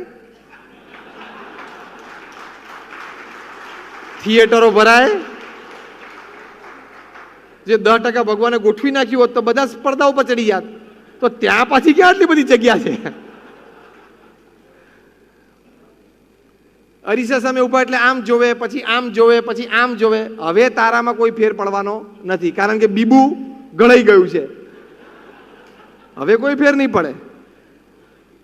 અને પરિણ્યા પછી 10-12 વર્ષ સુધી કદાચ એવો ઉત્સાહ ઉમંગ રહે, પછી એકવાર 40-45 થાય પછી આમ ગોળ ગોળ ફરવાની અરીસા સામે કોઈ જરૂર નથી કારણ કે હવે એમાંથી કોઈ ફેર પડવાનો નથી. એટલે કહેવાની વાત એ છે કે સ્થિરતા અને સવડી સમજણ એ બી એટલે કે થિંક ડિફરન્ટમાં આવે. Then you be different. સ્થિરતા અને સવડી સમજણ તો એનાથી માણસને જીવનમાં આનંદ રહે છે. આપણે જે મહેનત કરીએ, આપણે જે પુરુષાર્થ કરીએ એમાં એક સારો વિચાર, એક ડિફરન્ટ વિચાર એ પણ રાખવાનો જે આપણે હમણાં કહ્યો જે પ્રમુખ સ્વામી મહારાજ કહેતા બીજાના આનંદમાં આપણો આનંદ. હવે આ એક સ્ટેપ આગળ. અત્યાર સુધી આપણે શું વિચારતા, એ એનો આનંદ લે છે ને હું મારો આનંદ લઉં છું. હવે એક સ્ટેપ આગળ વિચારવાનું, થિંક ડિફરન્ટ. એના આનંદમાં મારો આનંદ, એના આનંદમાં હું પુષ્ટિ કરીશ પણ ઈર્ષ્યા નહીં કરું. In the Joy of others lies are on, in the progress of others rest are on. પ્રમુખ સ્વામી મહારાજ બોલતા. અને જ્યારે 1987માં કારમો દુષ્કાળ આવેલો ગુજરાતમાં અને તે વખતે ઢોર મરતા હતા, 12,000 ઢોરને પ્રમુખ સ્વામી મહારાજે રાખેલા. પર કેટલ હેડ સબસિડી ₹1.5 હતી, ત્યાંથી પ્રમુખ સ્વામી મહારાજે ₹12 કરાવેલી ગુજરાત સરકાર પાસે. કારણ કે 1987માં ગુજરાતના 80% ખેડૂતો પાસે ટ્રેક્ટર નહોતા. પ્રમુખ સ્વામી મહારાજ જાણતા હતા કે અત્યારે પશુધન બચશે તો આવતા વર્ષે વરસાદ પડશે તો ખેતી થશે. એટલે આજથી હું 31 વર્ષ પહેલાની વાત કરું છું. 12,000 ઢોરને રાખીને અમને સંતોને એક નવો વિચાર આપ્યો, થિંક ડિફરન્ટ. કયો? કે અત્યારે મૂંગા પશુઓની સેવા એ જ ભગવાનની ભક્તિ છે. કેટલો મોટો વિચાર! અમને સંતોને ત્યાં પશુઓની સેવામાં મૂકી દીધા અને કહ્યું કે આની સાથે જે ભરવાડો આવતા હોય એ લોકોને તમારે સમયાંતરે વ્યસન મુક્ત પણ કરવા અને એ લોકોને અક્ષર જ્ઞાન પણ આપવું, વાંચતા લખતા પણ શીખવાડવું. એટલે અમારે કેટલ કેમ્પમાં અમે સંતો સેવા કરીએ ઢોરની, અને પછી પાછી બાજુમાં શિક્ષણના વર્ગો પણ ચાલે. એટલે કેટલા બધા કામ થાય સમાજના. This is think different. હજારો લોકોએ વ્યસન છોડ્યા, હજારો લોકોને સાક્ષર જ્ઞાન મળ્યું. મુંબઈમાં પ્રમુખ સ્વામી મહારાજ હતા અને એક દાનવીર આવીને પ્રમુખ સ્વામી મહારાજ 1 લાખનો ચેક આપીને કહ્યું કે તમારા કેટલ કેમ્પ માટે મારી સેવા છે. પ્રમુખ સ્વામી મહારાજે પ્રેમથી સ્વીકારી અને પછી એમને કહ્યું, પ્રમુખ સ્વામી મહારાજે કહ્યું કે તમે આ સેવા આપી એ વાત બરોબર છે, પણ મારે તમને વાત કરવાની કે હમણાં 3 દિવસ પહેલા મારી ઉપર એક પત્ર આવ્યો છે અને પત્રમાં ભાવનગર પાસે ગઢડા ત્યાં થોડા જૈન શ્રેષ્ઠીઓ ભેગા થઈને 400-500 ઢોરને રાખ્યા છે. એ લોકો પાસે અત્યારે ઘાસ અને પૈસા બેય નથી, તો મદદ માટે મારી ઉપર એક પત્ર આવ્યો છે. તો મારી એવી લાગણી છે કે તમે આ 1 લાખ રૂપિયાનો ચેક ત્યાં આપી દો. બીજાના આનંદમાં, બીજાની પ્રગતિમાં આપણો આનંદ અને પ્રગતિ.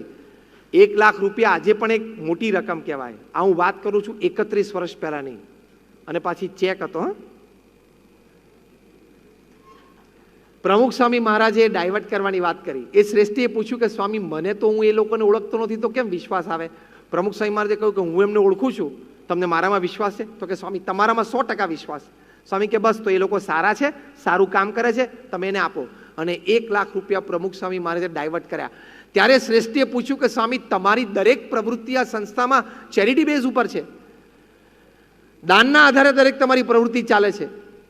પહેલી વખત હું કોઈ વ્યક્તિને મળું છું કે જેની તમામ પ્રવૃત્તિઓ દાનના આધારે ચાલતી હોય, એ વ્યક્તિને કોઈ ડોનેશન મળતું હોય ત્યારે એ વ્યક્તિ બીજા કોઈકને ફોરવર્ડ કરે. પ્રમુખ સ્વામી મહારાજને આવી ઉમદા ભાવના હતી એટલે પ્રેમથી લોકો એમને દાન આપવા માટે આપતા અને આ BAPS સંસ્થા જુદી તરી ગઈ. You think different and you be different. Pramukh Swami મહારાજ એ વખતે જુદું વિચાર્યું કે અત્યારે આપણે સંકુચિત દ્રષ્ટિ ન રાખવી જોઈએ. અત્યારે સમાજમાં જે પણ દુષ્કાળ રાહતનું જ્યાં જ્યાં પણ કાર્ય કરતા હોય એ બધાએ હળી મળીને એકબીજાને સાથ સહકાર સાથે કામ કરવું જોઈએ. તો સમાજને સર્વાંગી લાભ કરીને આપણે બેઠો કરી શકીશું. આ મોટો વિચાર, ઉમદા વિચાર.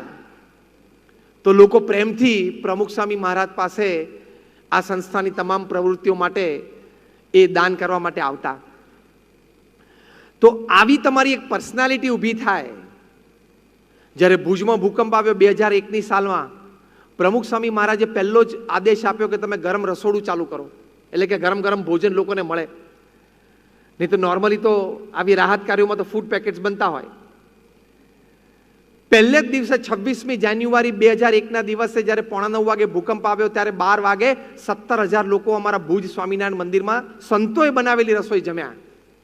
17,000. પ્રમુખ સ્વામી મહારાજને રિપોર્ટ મળ્યો. પ્રમુખ સ્વામી મહારાજે કહ્યું કે આ રસોડું ચાલુ રાખો, અને રસોડું ચાલુ રાખ્યું. બીજા 10 મહિના સુધી સવાર બપોર સાંજ થઈને 85,000 લોકો જેના ઘર પડી ગયેલા, જેના સગાવાલા બધા મૃત્યુ પામેલા, એ બધા ત્યાં ભુજ સ્વામિનારાયણ મંદિરે 3 ટાઈમ જમવા માટે આવતા. હવે જો થિંક ડિફરન્ટ ક્યાં શરૂ થાય છે. પ્રમુખ સ્વામી મહારાજ એ વખતે એમની ઉંમર 81 વર્ષની હતી.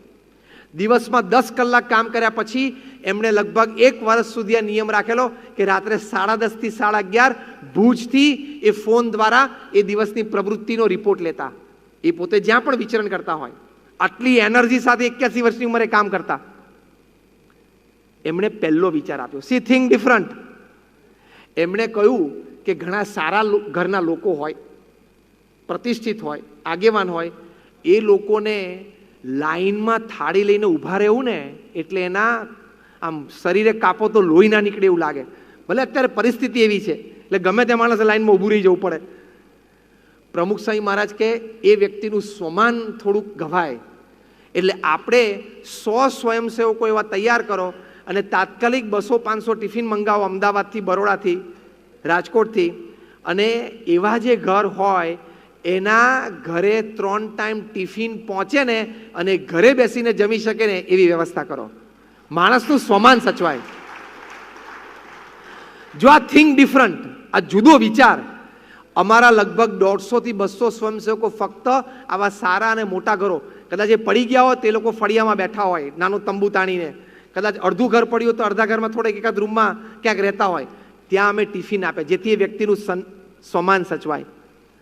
હવે પ્રમુખ સ્વામી મહારાજે ચોથા જ દિવસે 30મી જાન્યુઆરીએ 800 ટનનું જહાજ રિલીફ મટીરિયલનું મુંબઈથી મુન્દ્રા પોર્ટ ઉપર મૂકી દીધું અને અમે 150 સંતો અને 2000 સ્વયંસેવકોએ એની કિટ 48 કલાકમાં બનાવી અને કચ્છના 509 ગામડાઓમાં અમે વેચેલી. હવે આમાં થિંક ડિફરન્ટ તમે જોજો. રિલીફ કિટ બનાવી અને અમે વિતરણ કરતા તે વખતે તો જર્મન અને સ્વીડિશ બધી ટીમ્સ પણ બધી આવી ગયેલી, ડિઝાસ્ટર મેનેજમેન્ટ ટીમ્સ બધી આવી ગયેલી. એ લોકો પણ રાહત પ્રવૃત્તિમાં જોડાઈ ગયેલા.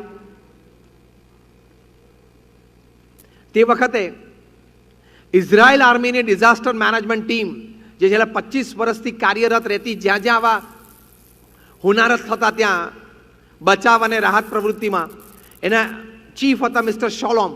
એ લોકો તો મોબાઈલ આઈસીયુ લઈને ભુજમાં આવેલા. અમે પણ જિંદગીમાં પહેલી વખત મોબાઈલ આઈસીયુ જોયું 2001ની સાલમાં શાસ્ત્રી મેદાનમાં ઊભું કરેલું. ત્યાં સર્જરીસ પણ થઈ શકે અને પ્રસૂતિ પણ થઈ શકે ત્યાં સુધીનું આઈસીયુ એ લોકોએ ઊભું કરેલું.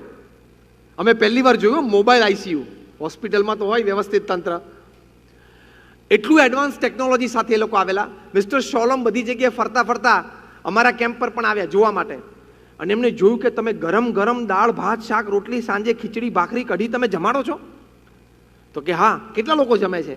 તો કે બસ હવે શરૂ થશે, તમે જુઓ લાઈન. તે ઊભા રહ્યા અને એમને રાત્રે જોયું કે લગભગ 20,000 માણસો અહીંયા જમે છે આખા દિવસમાં, 85,000 લોકો. કે અમને ઇઝરાયલમાં કોઈ દિવસ વિચાર ના આવ્યો કે આવી પરિસ્થિતિમાં આપણે ગરમ ગરમ અને ફ્રેશ ફૂડ આપવું જોઈએ. આ વિચાર કોનો છે? અમે કહ્યું અમારા ગુરુ પ્રમુખ સ્વામી મહારાજનો આદેશ છે. તો કે ઓકે, બીજું શું કરો છો? અમે કીધું આ રિલીફ કિટ તૈયાર કરીએ છીએ. જો હવે થિંક ડિફરન્ટ જોજો રિલીફ કિટમાં. એ કે હું બધું જોઈ શકું અંદરથી કાઢીને? We said yes, you can do it. એમને બધું મટીરિયલ બહાર કાઢ્યું એટલે 2 ધાબળા નીકળ્યા. પરિવારના 4 સભ્યો હોય, માતા, પિતા, દીકરો, દીકરી, એને એક એક જોડી કપડાં અમે મૂકેલા, એ નીકળ્યા. પછી એ પરિવારને 1 અઠવાડિયું ચાલે એટલું રાશન મૂકેલું ઘી ગોળ સાથે, જે નોર્મલી રિલીફ કિટમાં હોય. આટલી મોટી કોથળી હતી. એ બધું નીકળ્યું, ફાઇન.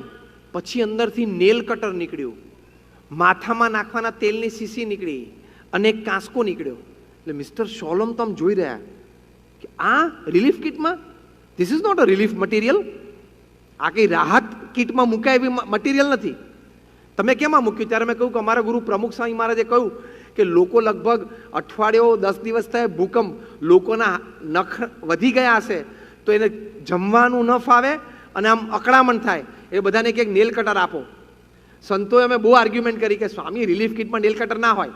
અને આ બધા કચ્છના ગામડાના લોકોએ ઘણાએ તો નેલ કટર જોયું નહીં હોય અને બૌદ્ધા તો ભગવાને બધાને જે નેચરલ નેલ કટર આપ્યું છે ને એ વાપરતા હશે. પ્રમુખ સ્વામી મહારાજ કીધું ના મૂકો. હવે એમની ઈચ્છા અને આજ્ઞા હતી એટલે આપણે મૂક્યું. પછી પ્રમુખ સ્વામી મહારાજે કહ્યું કે લોકો 5-7-10 દિવસથી નાયા પણ નહીં હોય કારણ કે સખત ભૂકંપ હતો, આખી સિસ્ટમ બધી તૂટી ગયેલી. સ્વામી કે ખાલી માથામાં એ લોકો તેલ નાખે ને માથું ઓળે ને તો એમ જરા ફ્રેશ લાગે એટલે આપણે હેર ઓઇલ મૂકો, એક કાંસકો મૂકો. સંતોએ કીધું સ્વામી આ બધું રિલીફ કિટમાં હોય નહીં. સ્વામી કે ના મૂકો. પછી સંતોને એમ થયું કે ફોન આપણે વહેલો પતાવી દઈએ ને તો આખી ઘર વગર ઊભી થઈ જશે આ relief કિટમાં.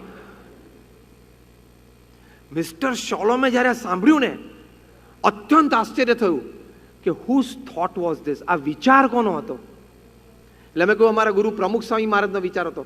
Can I see his picture? હું એનો ફોટો જોઈ શકું? એટલે અમે પ્રમુખ સ્વામી મહારાજનો ફોટો દેખાડ્યો. એમને જોયો ને તો કે his eyes are very expressive, પ્રભાવશાળી આંખો છે. પછી બીજું બોલ્યા, સાહજિક પૂછ્યું કે from which university he has done his MBA. દુનિયાની કઈ યુનિવર્સિટીમાંથી પ્રમુખ સ્વામી મહારાજ MBA થયા છે? કારણ કે એ લોકોને તો એવું જોઈએ ને કે MBA થયેલો હોય તો જ એને સારા સારા વિચારો આવે. MBA એટલે શું? મને બધું આવડે. MBA એટલે એમ થાય કે MBA થયો તો only he can deliver good thoughts, only he can create something. અમે કીધું પ્રમુખ સ્વામી મહારાજ તો 5 ધોરણ ભણેલા છે. એમને અત્યંત આશ્ચર્ય લાગ્યું અને એક અદ્ભુત વાક્ય બોલ્યા, જો થિંક ડિફરન્ટ બે ડિફરન્ટ અહીંયા આવે છે. મિસ્ટર શોલમ બોલ્યા કે અમે 25 વર્ષથી ડિઝાસ્ટર મેનેજમેન્ટ ટીમ કરી છે, આવા વિચારો અમને કોઈ દિવસ નથી આવ્યા, એટલા માટે કે અમે ફક્ત બુદ્ધિ લડાવીએ છીએ. આ વિચાર જે વ્યક્તિને આવ્યા છે એ હૃદયથી લોકોને મદદરૂપ કરવાની ભાવના રાખે છે. જેને હૃદયથી મદદરૂપ થવાની ભાવના હોય ને એને જ આવા વિચારો આવે કે હું હજી વધારે આપું, હું હજી વધારે આપું, હું હજી વધારે આપું. એ જે હું વધારે આપું અને લોકોને વધારે સુખી કરું, એ થિંક ડિફરન્ટ. આટલું તો બહુ થઈ ગયું, આનાથી વધારે ના અપાય. આ તો ઘણું કહેવાય. આ શું કહેવાય? Routine thinking. હજી હું કંઈક આપું, હજી એક વસ્તુ ઉમેરું, એ શું કહેવાય? Think different. And so he became different. Pramukh સ્વામી મહારાજે નક્કી કર્યું કે રિહેબિલિટેશન કરવું છે, પુનર્વસન. 9 ગામ દત્તક લીધા, 1500 ઘર બાંધી આપ્યા, 42 ગામડાઓમાં સ્કૂલ બાંધી આપી. પ્રમુખ સ્વામી મહારાજને અને BAPS સંસ્થાને લોકો દોડી દોડીને ડોનેશન આપતા, કારણ કે લોકો એવું કહેતા કે પ્રમુખ સ્વામીને અને એમની સંસ્થાને રૂપિયો આપીએ ને એટલે ફિલ્ડ ઉપર સવા રૂપિયો થઈ જાય છે, કારણ કે એમાં ઉમેરે છે. એક આપણા પૂર્વ પ્રધાનમંત્રી શ્રી એક વખત બોલેલા કે અમે કેન્દ્ર સરકારમાંથી કોઈ પ્રવૃત્તિ માટે, કોઈ સ્કીમ માટે રૂપિયો છોડીએ ને એટલે ફિલ્ડ ઉપર પહોંચતા પહોંચતા 15 પૈસા થઈ જાય છે. You think different and you become different. હવે જો એક સરસ થિંક ડિફરન્ટનો એક સરસ પ્રસંગ તમને કહું. જ્યારે આ પુનર્વસનના ઘર બાંધ્યા ને ત્યારે અમારા સંસ્થાના પ્લાનિંગ સેલ, અમારું ઇન હાઉસ આખી સિસ્ટમ છે અમદાવાદમાં અમારી હેડ ઓફિસમાં, તો અમારા એન્જિનિયર્સને અમારા આર્કિટેક્ટ્સે બધાએ સોસાયટીઝ પ્લાન કરી, જે મોડર્ન ડે અર્બન લોકેલિટીઝ સોસાયટીઝ હોય. પ્રમુખ સ્વામી મહારાજ પાસે પ્લાન લઈને બેઠા અને પ્રમુખ સ્વામી મહારાજ 3 જ મિનિટમાં પ્લાન બધું સમજી ગયા. પ્રમુખ સ્વામી મહારાજે કહ્યું કે આપણે ત્યાં સોસાયટી નથી બાંધવી, આપણે ત્યાં ક્લસ્ટર્સ બાંધીએ કે 5-7 ઘર વચ્ચે એક મોટો ચોક હોય, 5-7-10 ઘર એવી રીતે. એટલે બધા એન્જિનિયર્સ અને આર્કિટેક્ટ્સે આર્ગ્યુમેન્ટ કરી કે સ્વામી હવે આખું ગામ તો એ લોકોનું તૂટી ભાંગી ગયું છે, આખું નવેસરથી આપણે કરીએ છીએ, પાક્કા મકાન આપીએ છીએ, તો અર્બન લોકેલિટીની જેમ જ એ લોકોને રહેતા શીખવાડીએ. સોસાયટીમાં વચ્ચે રસ્તો હોય ને આજુબાજુ મકાન હોય સીધા. પ્રમુખ સ્વામી મહારાજે કહ્યું કે તમારી ભાવના સારી છે, પણ હજી એ લોકોના વિચારો છે ને એ ગામડાની રહેવાની સ્ટાઇલ પ્રમાણે છે. ગામડામાં લોકો કેવી રીતે રહેતા હોય કે એના ઘરનો દરવાજો ખોલે ને તેને 5-6 ઘરના દરવાજા દેખાવા જોઈએ. વચ્ચે એક ચોક હોય ને ત્યાં પુરુષોના ટાઈમે, મહિલાના ટાઈમે આવે, બેસે, વાતો કરે, કંઈક ઘરકામ કાઢે. એ લોકોનું એ જનજીવન છે. એટલે તમે લોકો સોસાયટી બનાવશો ને તો એ લોકોને રહેવું ગમશે નહીં. એ લોકોને ગામડાની પદ્ધતિથી જ રહેવું ગમે. અમારા એન્જિનિયર્સ, ડોક્ટર્સને અમારા વડીલ સંતોએ એટલે આર્કિટેક્ટ્સ અને વડીલ સંતોએ આર્ગ્યુમેન્ટ પણ કરી કે સ્વામી હવે એ તો ધીમે ધીમે શીખી જાય, એને ટેવ પડી જાય. સ્વામી કે આપણે પાક્કું મકાન વ્યવસ્થિત આપવાનું, બધી ફેસિલિટી આપવાની, પણ બનાવવા છે તો ક્લસ્ટર જ. પ્રમુખ સ્વામી મહારાજનો બહુ આગ્રહ જોયો એટલે બધાએ કીધું સારું સ્વામી આપણે ક્લસ્ટર્સ કરીએ. જો આ થિંક ડિફરન્ટ. હા, પ્રમુખ સ્વામી મહારાજે ક્લસ્ટર્સ બનાવ્યા, બધા પ્રેમથી રહેવા ગયા. ઘણી બધી સંસ્થાઓએ ખૂબ પ્રેમથી ત્યાં કામ કર્યું છે, અન્ય સંસ્થાઓએ પણ ખૂબ સારું કામ કર્યું છે, અમે નજરે જોયું છે. અમે જે એક ગામ કર્યું, ફોર એક્ઝામ્પલ 9માંથી એક ગામ અમારું ઉખડમોરા હતું, ભુજથી નજીક જ જાય. ત્યાં અમે આ ગામ બાંધ્યું, બધા પ્રેમથી રહેવા આવ્યા. અમારા ગામની બાજુમાં જ એક બહુ જ મોટી આંતરરાષ્ટ્રીય કક્ષાની સંસ્થા, એમણે પણ ગામ બાંધ્યું, પણ એમણે આ સોસાયટીઝ બનાવી. તો આજે પણ એ ગામ આખું ખાલી છે, કોઈ રહેવા નથી ગયું અને એ ગામના લોકો ગામની તળેટીમાં એ તળની જમીનમાં ઝૂંપડા બાંધીને રહે છે, કારણ કે એ લોકોને રહેણી કેણી કેવી ફાવે? ક્લસ્ટર સિસ્ટમ જ ફાવે. તો આજે પણ એ પાક્કા મકાનોનું આખું ગામ ખાલી છે. જો you think different. Pramukh Swami મહારાજ 18,000 ગામડાઓમાં ફર્યા એટલે જનજીવનનો ધબકાર એ પોતે જાણતા હતા કે લોકોને કેવી રીતે ફાવે ને ગમે. તો જુદું વિચાર્યું તો જુદું થઈ ગયું. એવી જ રીતે તમારા વ્યવહારમાં, કામમાં એક બીજી પણ વાત જુદી અને ઊંચી વિચારવાની કે સરકારશ્રીએ જીએસટી મૂક્યું છે, તો એમાં જુદું અને ઊંચું એ વિચારવાનું કે મારે એને પ્રામાણિક રહેવાનું. દેશના વિકાસમાં હું પણ એક હિસ્સો છું. મારી એક નાની પ્રવૃત્તિ એક નાના ખૂણામાં એ દેશના વિકાસ માટે અત્યંત અગત્યની છે. તેવા વિચાર સાથે હંમેશા દેશને અને દેશની તમામ પ્રક્રિયાને આપણે વફાદાર રહેવાનું એ નાગરિક તરીકે આપણી જવાબદારી છે. આ એક ઊંચો વિચાર છે, એ દરેકે આપણે કરવો જોઈએ. હું ઘણી વખત હસતા હસતા કહું છું કે તમે જીએસટી વ્યવસ્થિત ભરશો ને તો ભગવાનની કૃપાનો પણ જીએસટી તમારી ઉપર આવશે. You pay GST and you will be graced by GST. એટલે શું ખબર છે? જીએસટી એટલે ગુડ્સ એન્ડ સર્વિસીસ ટેક્સ. તમે ભરશો ને એટલે ભગવાનની કૃપા પણ જીએસટી, ગોડ સેવ ટેન્શન, જીએસટી. તમારું ટેન્શન ભગવાન ઓછું રાખશે, મિટાવી દેશે, કારણ કે તમે વ્યવસ્થિત જીએસટી ભર્યો, પછી ટેન્શન રાખવાની જરૂર નહીં ને. આ તો વ્યવસ્થિત ભર્યો ના હોય ને બહુ કેશ ભેગી કરો એટલે ક્યાં ગોઠવવું, ક્યાં રાખવું, પાછું 15 દાડે ફેરવવું ને બધું, એની ઉપાધિ બહુ હોય છે.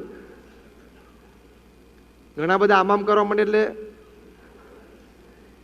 તમે ગુડ્સ એન્ડ સર્વિસીસ ટેક્સ વ્યવસ્થિત ભરો એટલે ભગવાનની grace, GST, God saves tension, ભગવાન તમારું બધું ટેન્શન કાઢી નાખે પછી, કારણ કે રહે જ નહીં. તો વ્યવહાર સંબંધી અને કાર્ય સંબંધી આ શ્રેષ્ઠ વિચારો, ઊંચા વિચારો અને જુદા કંઈક વિચારો હંમેશા કરવા. તેનાથી તમારાથી કંઈક જુદું સર્જન થશે, તમે વ્યક્તિ પણ કંઈક જુદા બનશો. એવી રીતે તમારા સંબંધોમાં પ્રમુખ સ્વામી મહારાજ 1984ની સાલમાં બેલ્જિયમ હતા. ડોક્ટર શાહના ઘરે એમનો ઉતારો હતો. એમને સાહજિક પૂછ્યું કે સ્વામી, અમે જે વ્યક્તિઓના સંપર્કમાં આવીએ, વ્યક્તિ સાથે કંઈક કામ કરીએ, એના કંઈક અવગુણ દોષ અમને દેખાય, કુઆદતો અમને દેખાય, પછી એ વ્યક્તિને કાયમ અમે એવી રીતે જ જોઈએ છે કે આ પેલો અને આ આવો. 10 વર્ષ પછી પણ એ વ્યક્તિને કોઈ સારી વાત અમને કરે ને કે આ વ્યક્તિએ કામ સારું કર્યું, તો તરત આપણે શું બોલીએ? એ બધી વાત બરોબર, પણ તને એક જૂની વાત ખબર નથી. હવે કરનારો તો ભૂલી ગયો, પણ તે તારા મગજમાં સાચું એ કેવું કહેવાય? તમે તો આટલા બધા વ્યક્તિઓ સાથે કામ કરો છો, ખોટી આદતોથી માંડીને એના સ્વભાવ પ્રકૃતિ તમને ખબર હોય, તમારી પાસે નિષ્કપટતા હોય, તમને ખબર હોય એ વ્યક્તિના દોષ, પણ તમે દરેકની સાથે પ્રેમથી રહી શકો છો, દરેક સાથે સુમેળે પ્રવૃત્તિ કરી શકો છો અને દરેક સાથે હસતા હસતા તમે જીવન જીવો છો. એનું શું કારણ છે? સી નાઉ, થિંક ડિફરન્ટ. બહુ શાંતિથી સાંભળજો. દરેક વ્યક્તિ જે આપણા જીવનમાં આપણી સાથે નાના મોટા પ્રમાણમાં છે, ઓછા વત્તા સમય માટે છે, એ દરેક વ્યક્તિ સાથે આપણે હળી મળીને આનંદથી રહી શકીએ, હસતા મોઢે સમય પસાર કરી શકીએ અને ક્યારેય વ્યક્તિ અને સંબંધો માટે ઉદ્વેગ, કંટાળો, હતાશા ન આવે, એની માટે થિંક ડિફરન્ટ. પ્રમુખ સ્વામી મહારાજે સરસ વિચાર આપ્યો. પ્રમુખ સ્વામી મહારાજે કહ્યું કે જે વ્યક્તિ તમારા જીવનમાં છે, પતિ પત્ની રૂપે હોય, સંતાનો રૂપે હોય, કોઈક સગાવાલા નિમિત્તે હોય, એવા 2, 5, 15 સારા મિત્રો હોય, કે જે વ્યક્તિઓ તમારા જીવનમાં છે, જે આ જીવન તમારા જીવનમાં સંબંધ કે કામના સ્વરૂપે રહેવાના જ છે, એ નક્કી જ છે, તો એ વ્યક્તિ સાથે એનામાં કદાચ 99 ખોટ હોય તો એ બાજુ પર મૂકીને એક સારો ગુણ હોય એની સામે દ્રષ્ટિ રાખવાની. Think different. એટલે હું તમને થિંક ડિફરન્ટ પ્રેક્ટિકલી સમજાવું. તમારા મોબાઈલમાં તો 1000 નંબર ને 2000 નંબર હશે. શાંતિથી આજે રાત્રે ઘરે જઈને 15-25 વ્યક્તિઓ નક્કી કરજો કે આ 2000 વ્યક્તિઓના નંબર મારા ફોનમાં છે, એમાંથી આ 25 વ્યક્તિઓ મને જીવનમાં કાયમ મારી પાસે જોઈએ જ.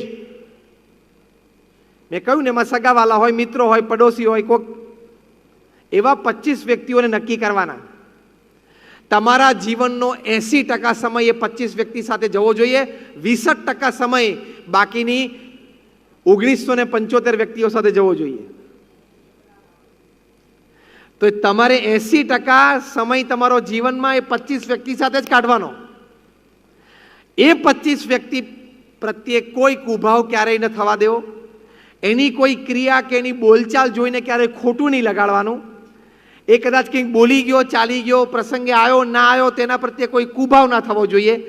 એ 25 વ્યક્તિ મારી માટે સાચી જ છે, સારી જ છે, અને મારે 100%ની સાથે સંબંધ છેલ્લા શ્વાસ સુધી રાખવાનો જ છે, એ નક્કી કરી રાખવાનું. તો તમને જીવનમાં સંબંધોનો બહુ જ મોટો આનંદ આવશે. એટલે બહુ જ મોટો વિચાર છે કે આ 25 વ્યક્તિ માટે, ફોર ધીસ 25 પીપલ, મારે ક્યારેય કોઈ નેગેટિવિટી મનમાં આવવા જ નહીં દેવાની. પછી તમે જીવનનો આનંદ જો. બાકીની 1975 વ્યક્તિ જે 2000માંથી રહી, એની સાથે કામના સંબંધ હોય, વર્ષે એકવાર મળે તોય ઠીક, ને 2 વર્ષે એકવાર કામ થાય તોય ઠીક. આ 25 વ્યક્તિ તો મારે જીવનમાં જોઈએ જ. એ 25 વ્યક્તિ પ્રત્યે કોઈ અવગુણ જોવાનો નહીં. પ્રમુખ સ્વામી મહારાજ શું બોલ્યા? એનામાં 99 ખોટ હોય ને, પણ એક ગુણ હોય તો એ વિચારવાનો. કેમ? એટલા માટે કે એ વ્યક્તિ તમારા જીવનમાં રહે એવો તમે નિર્ણય કર્યો છે. પછી એ વ્યક્તિની ખોટ નહીં જોવાની. આ થિંક ડિફરન્ટ, તો યુ બી ડિફરન્ટ. તમે જુદા થઈ જાઓ, તમને જીવનમાં સંબંધોનો આનંદ મોટો થઈ જાય. હમણાં હાર્વર્ડ યુનિવર્સિટીના એક સર્વે પ્રમાણે દુનિયાના 1 લાખ પરિવારમાં 100 દેશોમાં 5 ખંડ ઉપર across caste, creed, colour, religion, nationality survey થયો. અને એ સર્વેનો પ્રિન્સિપલ પ્રશ્ન હતો કે તમારી દ્રષ્ટિએ જીવનમાં સૌથી મોટો આનંદ શું છે? ત્યારે 67%થી પણ વધારે લોકોએ એ સાદ આપ્યો કે two spend quality and quantity time with your near and dear ones is the greatest joy upon this earth. પૃથ્વી પર સૌથી મોટો આનંદ શું છે? પૃથ્વી પર સૌથી મોટો આનંદ શું છે? કે તમારા નજીકની વ્યક્તિઓ, ડિયર એન્ડ નિયર વન, જેની માટે તમને પ્રેમ છે અને જે વ્યક્તિઓને તમારી માટે પ્રેમ છે, એવી વ્યક્તિઓ સાથે ક્વોલિટી અને ક્વોન્ટિટી ટાઈમ પસાર કરવો, બેસવું, વાતો કરવી, સાથે જમવું, આનંદ કરવો, એ સૌથી મોટો આનંદ છે જીવનમાં. તો ધીસ ઇઝ થિંક ડિફરન્ટ. એટલે ધેન યુ બીકમ ડિફરન્ટ. તો સંબંધોમાં આ એક વસ્તુ ધ્યાન રાખવાની. જે વ્યક્તિને જીવનમાં આપણે મળીએ, મોટી તકલીફ તો 21મી સદીની શું છે ખબર છે? બોલો, સાચું કહું? અને તમે અંતરદ્રષ્ટિ કરશો ને હું બોલું પછી, તો તમને આ વાત 100% હૃદયપૂર્વક સાચી મનાશે. 21મી સદીમાં માણસ ચહેરા ઉપર સ્મિત રાખતા ભૂલી ગયો છે. 21મી સદીમાં માણસ ચહેરા ઉપર સ્મિત રાખે. He has forgotten smile. You start your day with a smile. You leave your day with a smile. જે વ્યક્તિને આપણે મળીએ, આમ સ્માઇલથી તો મળવું જોઈએ ને. આ તો આપણે આપણા જ વિચારોમાં, આપણા જ કામમાં, આપણા ટેન્શનમાં, આપણી જ ઈચ્છાઓ પૂરી કરવાના વિચારમાં કોન્સ્ટન્ટ હોઈએ ને, એટલે આપણે ચહેરા ઉપર સ્મિત જ ના રહેતું હોય. જોજો, ગાંધીનગર અક્ષરધામમાં મલ્ટીમીડિયા શો હતો. પ્રોફેસર ફ્રિજ, જે દુનિયાના શ્રેષ્ઠ મલ્ટીમીડિયા પ્રેઝન્ટર હતા, એમણે આ શો બનાવેલો. એમણે રોનાલ્ડ રેગન, અમેરિકાના પ્રેસિડેન્ટ માટે બનાવેલો, ધ શાહ ઓફ ઈરાન માટે બનાવેલો, પ્રેસિડેન્ટ ઝિયાઉલ હક પાકિસ્તાનના હતા એમની માટે પણ એમને બનાવેલો, અને પ્રમુખ સ્વામી મહારાજ માટે પણ બનાવેલો. 14 સ્ક્રીન ઉપર એક સાથે ફિલ્મ ચાલે, જે 1992માં તે વખતે બહુ મોટી ટેકનોલોજી હતી. એમણે આ શો બનાવ્યો. એમાં પ્રમુખ સ્વામી મહારાજની દિનચર્યા દરમિયાનના બધા જ ફોટોગ્રાફ લીધા. 800 સ્લાઇડ્સ પાડી. સાહજિક બોલતા હોય, સાહજિક વોક કરતા હોય, કોકને મળતા હોય, પત્રલેખન કરતા હોય, મીટિંગમાં બેઠા હોય, ફોન ઉપર હોય. 800 સ્લાઇડ્સ પ્રમુખ સ્વામી મહારાજની નેચરલ પાડી. અને પાછા ઝેકોસ્લોવાકિયા ગયા અને પછી એ સિલેક્ટ કરવા બેઠા કે આમાંથી મારે 50 શ્રેષ્ઠ સ્લાઇડ્સ જોઈએ છે. અને એમની ટેવ પ્રમાણે એ કચરા પેટી લઈને બેસે, આમ સ્લાઇડ જોવે, અને સહેજ ચહેરા ઉપર થાક, કંટાળો, ઉદ્વેગ કંઈ પણ જોવે ને એટલે તરત સ્લાઇડ કચરા પેટીમાં જ નાખી દેવાની. પ્રમુખ સ્વામી મહારાજની 800 સ્લાઇડ એમને જોઈ, નેચરલી પાડેલા ફોટોગ્રાફ્સ. 800 સ્લાઇડમાંથી એક પણ સ્લાઇડ એ કચરા પેટીમાં નાખી ના શક્યા.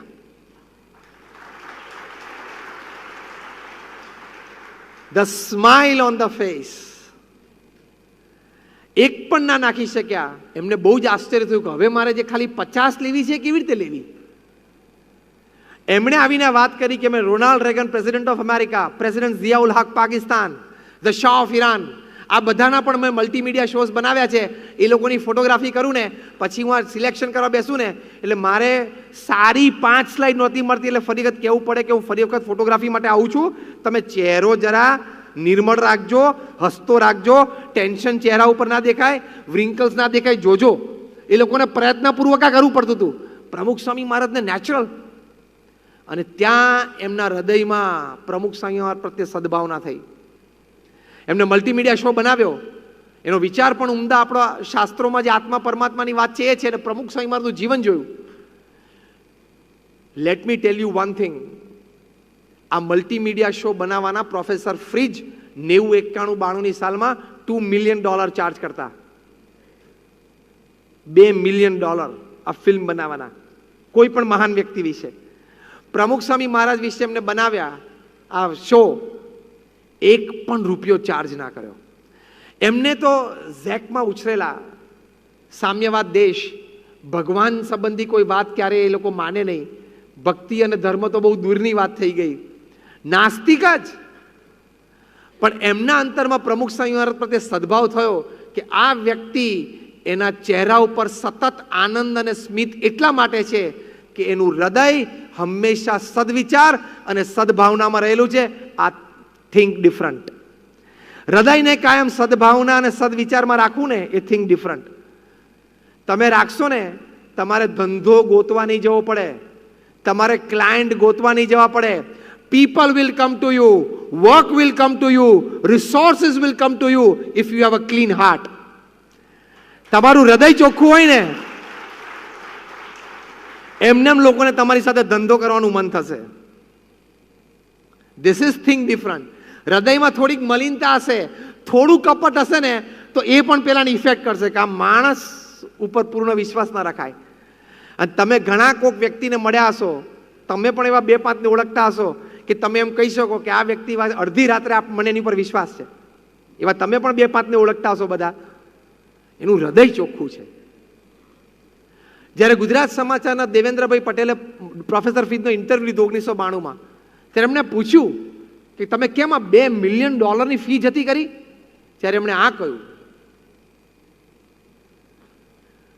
ત્યાં સુધી એમના જીવનમાં પરિવર્તન આવ્યું. એ ઝેકોસ્લોવાકિયા પાછા ગયા. એમને ઘરમાં મંદિર ઊભું કર્યું, ઇલેક્ટ્રોનિક મંદિર.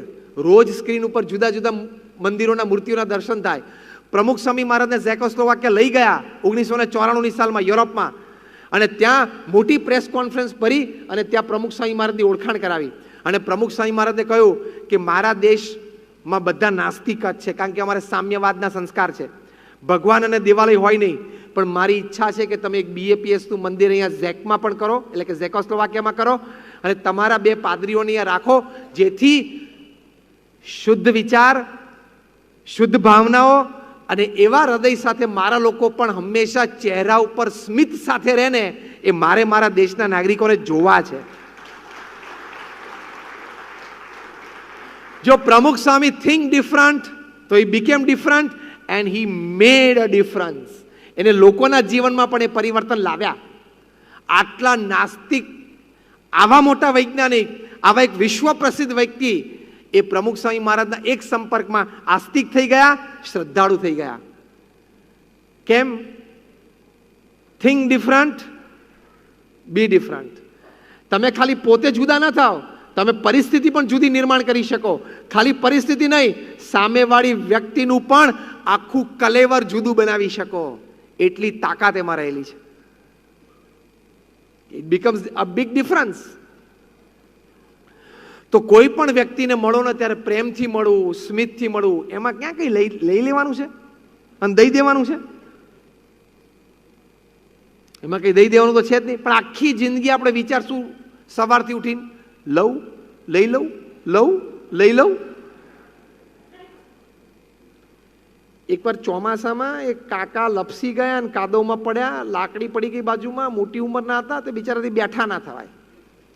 તે બાજુમાંથી એક યુવાન પસાર થયો. એટલે યુવાને કીધું, કાકા હાથ આપો. કાકા હાથ જ ના આપે. થોડી વાર રહીને પછી થિંક ડિફરન્ટ, એને જુદો વિચાર આવ્યો કે આ કાકા લો મારો હાથ, તો તરત પકડી લીધો.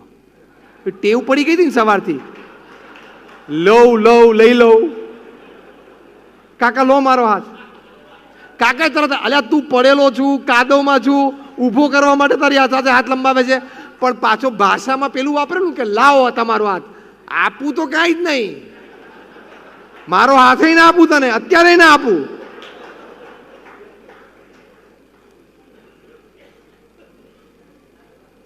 પેલા થિંક ડિફરન્ટ કરવું પડ્યું, કાકા લો મારો હાથ, તો તરત પાછો હાથ ઊંચો કરી દીધો. આપવું તો વાત જ ના આવે. હવે એવી રીતે આપણે સવારથી ને આખી જિંદગી 40 વર્ષ આ રીતે ધંધો કર્યો હોય, પછી તમે રિસોર્સિસ અટ્રેક્ટ ના કરી શકો. જે વ્યક્તિઓ પ્રમુખ સ્વામી મહારાજને મળ્યા ને, એને પ્રમુખ સ્વામી મહારાજ માટે નિસ્વાર્થ ભાવનાથી સેવા કરી. ગાંધીનગરમાં અત્યારે લાઇટ એન્ડ સાઉન્ડ શો છે, તમે જોયો હશે. દિલ્હીમાં light, sound, water, laser, fire show છે, એ તમે જોયો હશે. દુનિયાની સૌથી મોટી સ્ટેપ વેલ અમે ક્રિએટ કરી. 5000 લોકો એક સાથે બેસીને શો જોઈ શકે સ્ટેપ વેલ્સ ઉપર. એ આખો જે શો ઊભો કર્યો એ ફ્રેન્ચમેન, એ પ્રમુખ સ્વામી મહારાજને પહેલી વખત મળ્યા. એ વ્યક્તિ એવી છે કે જ્યાં 1000થી કે 2000થી વધારે પાર્ટિસિપન્ટ્સ હોય ને એવા જ પ્રોગ્રામ હાથમાં લે. એ વ્યક્તિ એવી છે કે ફંક્શનના 1 મહિના પહેલા એનું ફાઇનલ માસ્ટર ગ્રેન્ડ રિહર્સલ પૂરું કરી નાખે. બેઇજિંગ ઓલિમ્પિક્સ 2008માંથી એની ઓપનિંગ અને ક્લોઝિંગ સેરેમની એને ડિઝાઇન કરેલી. 2000ની સાલમાં ટર્ન ઓફ ધ મિલેનિયમમાં બ્રિટિશ ગવર્મેન્ટને કંઈક વિશેષ કરવું હતું, તો જે લંડન આઈ છે એ એમણે ડિઝાઇન કરેલી. તમે લંડન જાઓ તો લંડન આઈમાં બેસો ને તે ઉપર જાઓ એટલે આખું લંડન તમને શહેર દેખાય, એ એમણે ડિઝાઇન કરેલું. આવી મોટી વ્યક્તિ, અને એમણે આ પ્રોજેક્ટર બનાવેલું કે ઉછળતું પાણી અને પડતા પાણીને પડદા તરીકે વાપરીને એની ઉપર ફિલ્મ પ્રોજેક્ટ કરવી. અને એ રીતે ગાંધીનગર અને એટલે કે ગાંધીનગર અને દિલ્હીમાં એ છે, પડતા પાણી ઉપર ફિલ્મ પ્રોજેક્ટ થાય છે. Falling moving water is the screen. આ કેવો મોટો વિચાર કહેવાય, મોટું થિંક ડિફરન્ટ કહેવાય ને. એ પ્રમુખ સ્વામી મહારાજને સારંગપુર મળવા માટે આવ્યા. પ્રમુખ સ્વામી મહારાજ સાથે 22-25 મિનિટ વાર્તાલાપ થયો. પ્રમુખ સ્વામી ગુજરાતી બોલે, પેલા ના સમજે, પેલા ફ્રેન્ચ અને ઇંગ્લિશ બોલે. પ્રમુખ સ્વામીને વચ્ચે ઊભા છે એક સંત, થોડું સમજાવે. ઊભા થતા થતા એમણે પ્રમુખ સ્વામી મહારાજનો હાથ પકડ્યો. એમણે કહ્યું કે સ્વામીજી, મારો ચાર્જ તો બહુ જ મોટો છે, પણ તમારી આંખોમાં જે પવિત્રતા છે, તમારા હૃદયમાં જે શુદ્ધ ભાવના તમારી આંખોમાં છલકાય છે કે આ કાર્ય દ્વારા તમારે લોકોને એક સારી વાત આપી છે, નિસ્વાર્થ ભાવે તમારે આપી છે, એ તમારા હૃદયમાં દેખાય છે. એટલે તમે મને પણ તમારો એક સ્વયંસેવક ગણી લેજો, મારે 1 પણ રૂપિયો ચાર્જ નથી કરવો.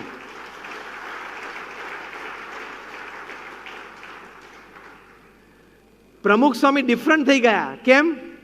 એમના વિચારો આવા હતા. એટલે કરોડો નહીં, અબજો રૂપિયાની ફી એમણે જતી કરી દીધી. પ્રમુખ સ્વામી મહારાજને ખાલી એકવાર મળીને આવા તો સેંકડો અનુભવો અમને થયા છે. કારણ કે આવી જીવન ભાવનાથી, આવા પવિત્ર વિચારોથી કોઈ પણ વ્યક્તિ રહેતી હોય તો એની કક્ષા કંઈક જુદી જ થઈ જાય. એટલે હંમેશા if you think different, if you express yourself in a different way, you become different. ખાલી તમે જુદા બનો એવું નહીં, પરિસ્થિતિ પણ જુદી અને ઊંચી બને. સામેવાળી વ્યક્તિના હૃદયમાં પણ આવા સ્પંદનો ઊભા થાય. એટલે હંમેશા આવા વિચારોથી, આવી ભાવનાઓથી આપણે રહેવું, તો એનાથી આપણને આનંદ, આપણી પ્રગતિ, અન્યને પણ આનંદ અને અન્યની પણ પ્રગતિ. હવે છેલ્લી વાત તરફ આપણે જઈએ છીએ. તમારા જીવનમાં જ્યારે શોક આવે, આઘાત આવે, પછડાટ આવે, અપમાન થાય, તે વખતે શું જુદો વિચાર કરવાનો? સામાન્ય વ્યક્તિ શું વિચાર કરે કે આણે મારું અપમાન કર્યું ને, હવે હું જોઈ લઈશ. આ રૂટીન વિચાર. જીવનમાં કંઈક આઘાત આવે ને એટલે ડિપ્રેશનમાં જતો રહે. આ રૂટીન વિચાર. જીવનમાં મોટી અસફળતા આવે એટલે કે નિષ્ફળતા આવે તો હવે મારાથી આ નહીં થાય એવો વિચાર લઈને બેસી જાય, એ રૂટીન વિચાર. પણ થિંક ડિફરન્ટ, જ્યારે અપમાન થાય, પ્રતિકૂળ પરિસ્થિતિ ઊભી થાય, જ્યારે જીવનમાં સેટબેક આવે, ફોલ અને ફેલિયર આવે, શોક આવે, ત્યારે શું વિચારવાનું? એ પણ આવા મહાપુરુષો પાસેથી શીખવાનું. થોમસ આલ્વા એડિસન, જેને આપણને ઇલેક્ટ્રિસિટી લાઇટ આપી, એક દિવસ રાત્રે આગ લાગી હશે, સવારે એમને સમાચાર એમના પડોશી આપ્યા કે તમારી આખી ફેક્ટરી બળીને ખાક થઈ ગઈ. એ સ્થિર રહ્યા, બ્રશ કરતા કરતા ત્યાં પહોંચ્યા, ઘરેથી ચાલતા ચાલતા ત્યાં કારખાને, નાનો એનો 5 વર્ષનો દીકરો તો એની આંગળીએ લઈને, અને જોયું કે રાખનો ઢગલો થઈ ગયો. સ્થિર રહ્યા. નાના બાળકને કહ્યું કે જા તારી માતાને બોલાઈ આવ, એને થોડી ઘણી રખ્યા જોઈ છે વાસણ ઉટકવાની, પણ આટલો રખ્યાનો ઢગલો એને પણ જિંદગીમાં ક્યારેય જોયો નહીં હોય, લાવ દેખાડું. કેટલી સ્થિરતા કહેવાય માણસને. તો નાનો છોકરો તો ઘરે જઈને મમ્મીને બોલાવે, પપ્પા બોલાવે છે ના, અને એમના પત્ની જોયું કે આપણી ફેક્ટરી બળી ગઈ, અને એ તો લગભગ આઘાતમાં આવીને પડી જ ગયા. થોમસ આલ્વા એડિસને એમના પત્નીનો હાથ પકડીને એમને બેઠા કર્યા, સ્થિર કર્યા, અને પછી એ રાખના ઢગલા સામે જોઈને અદ્ભુત વાક્ય બોલ્યા જે ઇતિહાસમાં કંડારાઈ ગયું. જો થિંક ડિફરન્ટ. આપણે હોઈએ એ વખતે તો હું તો મરી ગયો, હવે પતી ગયો, મારું નસીબ જ આવું છે, હવે 10 વર્ષથી બેઠા નહીં થઈએ. કોઈ પણ માણસ, આ રૂટીન વિચારો છે. અને અત્યારે તો ઇન્સ્યોરન્સ કેટલો આવશે, ઇન્સ્યોરન્સ કેટલો છે, એવા બધા વિચારો, જે કંઈ શરૂ થાય એ શરૂ થાય. Thomas Alva Edison think different, એમને કંઈક જુદું વિચાર્યું. એ એટલી મોટી રાખના ઢગલા સામે જોઈને એમણે વિચાર કર્યો, પછી ઉપર જોયું ભગવાન તરફ, પહેલું વાક્ય બોલ્યા, થેન્ક ગોડ. ભગવાન તમારો આભાર. શું માણસનું કલેજું કહેવાય. થિંક ડિફરન્ટ, ભગવાન તમારો આભાર. બીજું વાક્ય બોલ્યા, for burning down all my mistakes. મારી જે કંઈ ભૂલો હતી ને એ તમે સળગાવી દીધી ને, એટલે તમારો આભાર.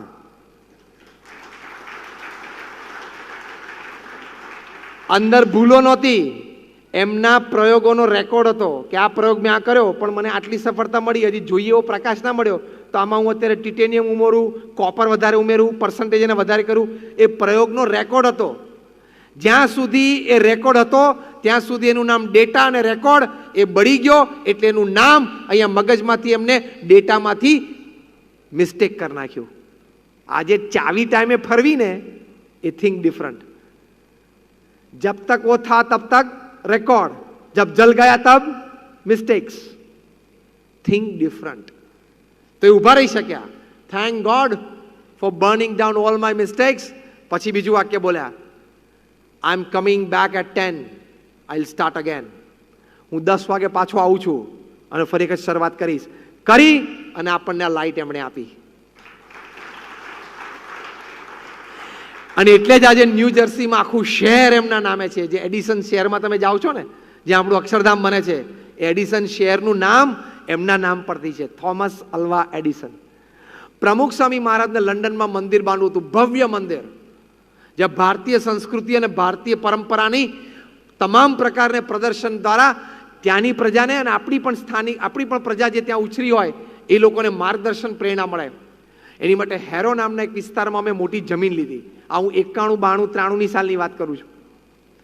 લોકલ રેસિડન્સે અમારી સામે કેસ કર્યો કે આ લોકો રાત્રે 12 વાગ્યા સુધી ઢોલ વગાડશે, નગારા વગાડશે અને અમારું પ્રાઇવેસી અને અમારી શાંતિ ડિસ્ટર્બ થશે. અલ્યા ભાઈ, એવું નથી કરવાના, અમારે ટાઈમ નથી એટલો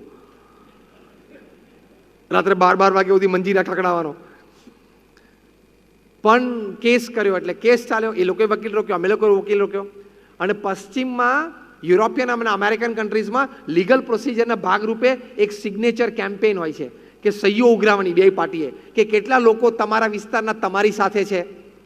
એ લોકોએ પણ કરી, અમે પણ કરી. પણ સ્વાભાવિક છે, એ લોકો સ્થાનિક હતા, એ લોકોનો દેશ હતો, એ લોકોનું નેબરહુડ હતું, વિસ્તાર, એ લોકોની સિગ્નેચર અમારી કરતાં વધારે થઈ.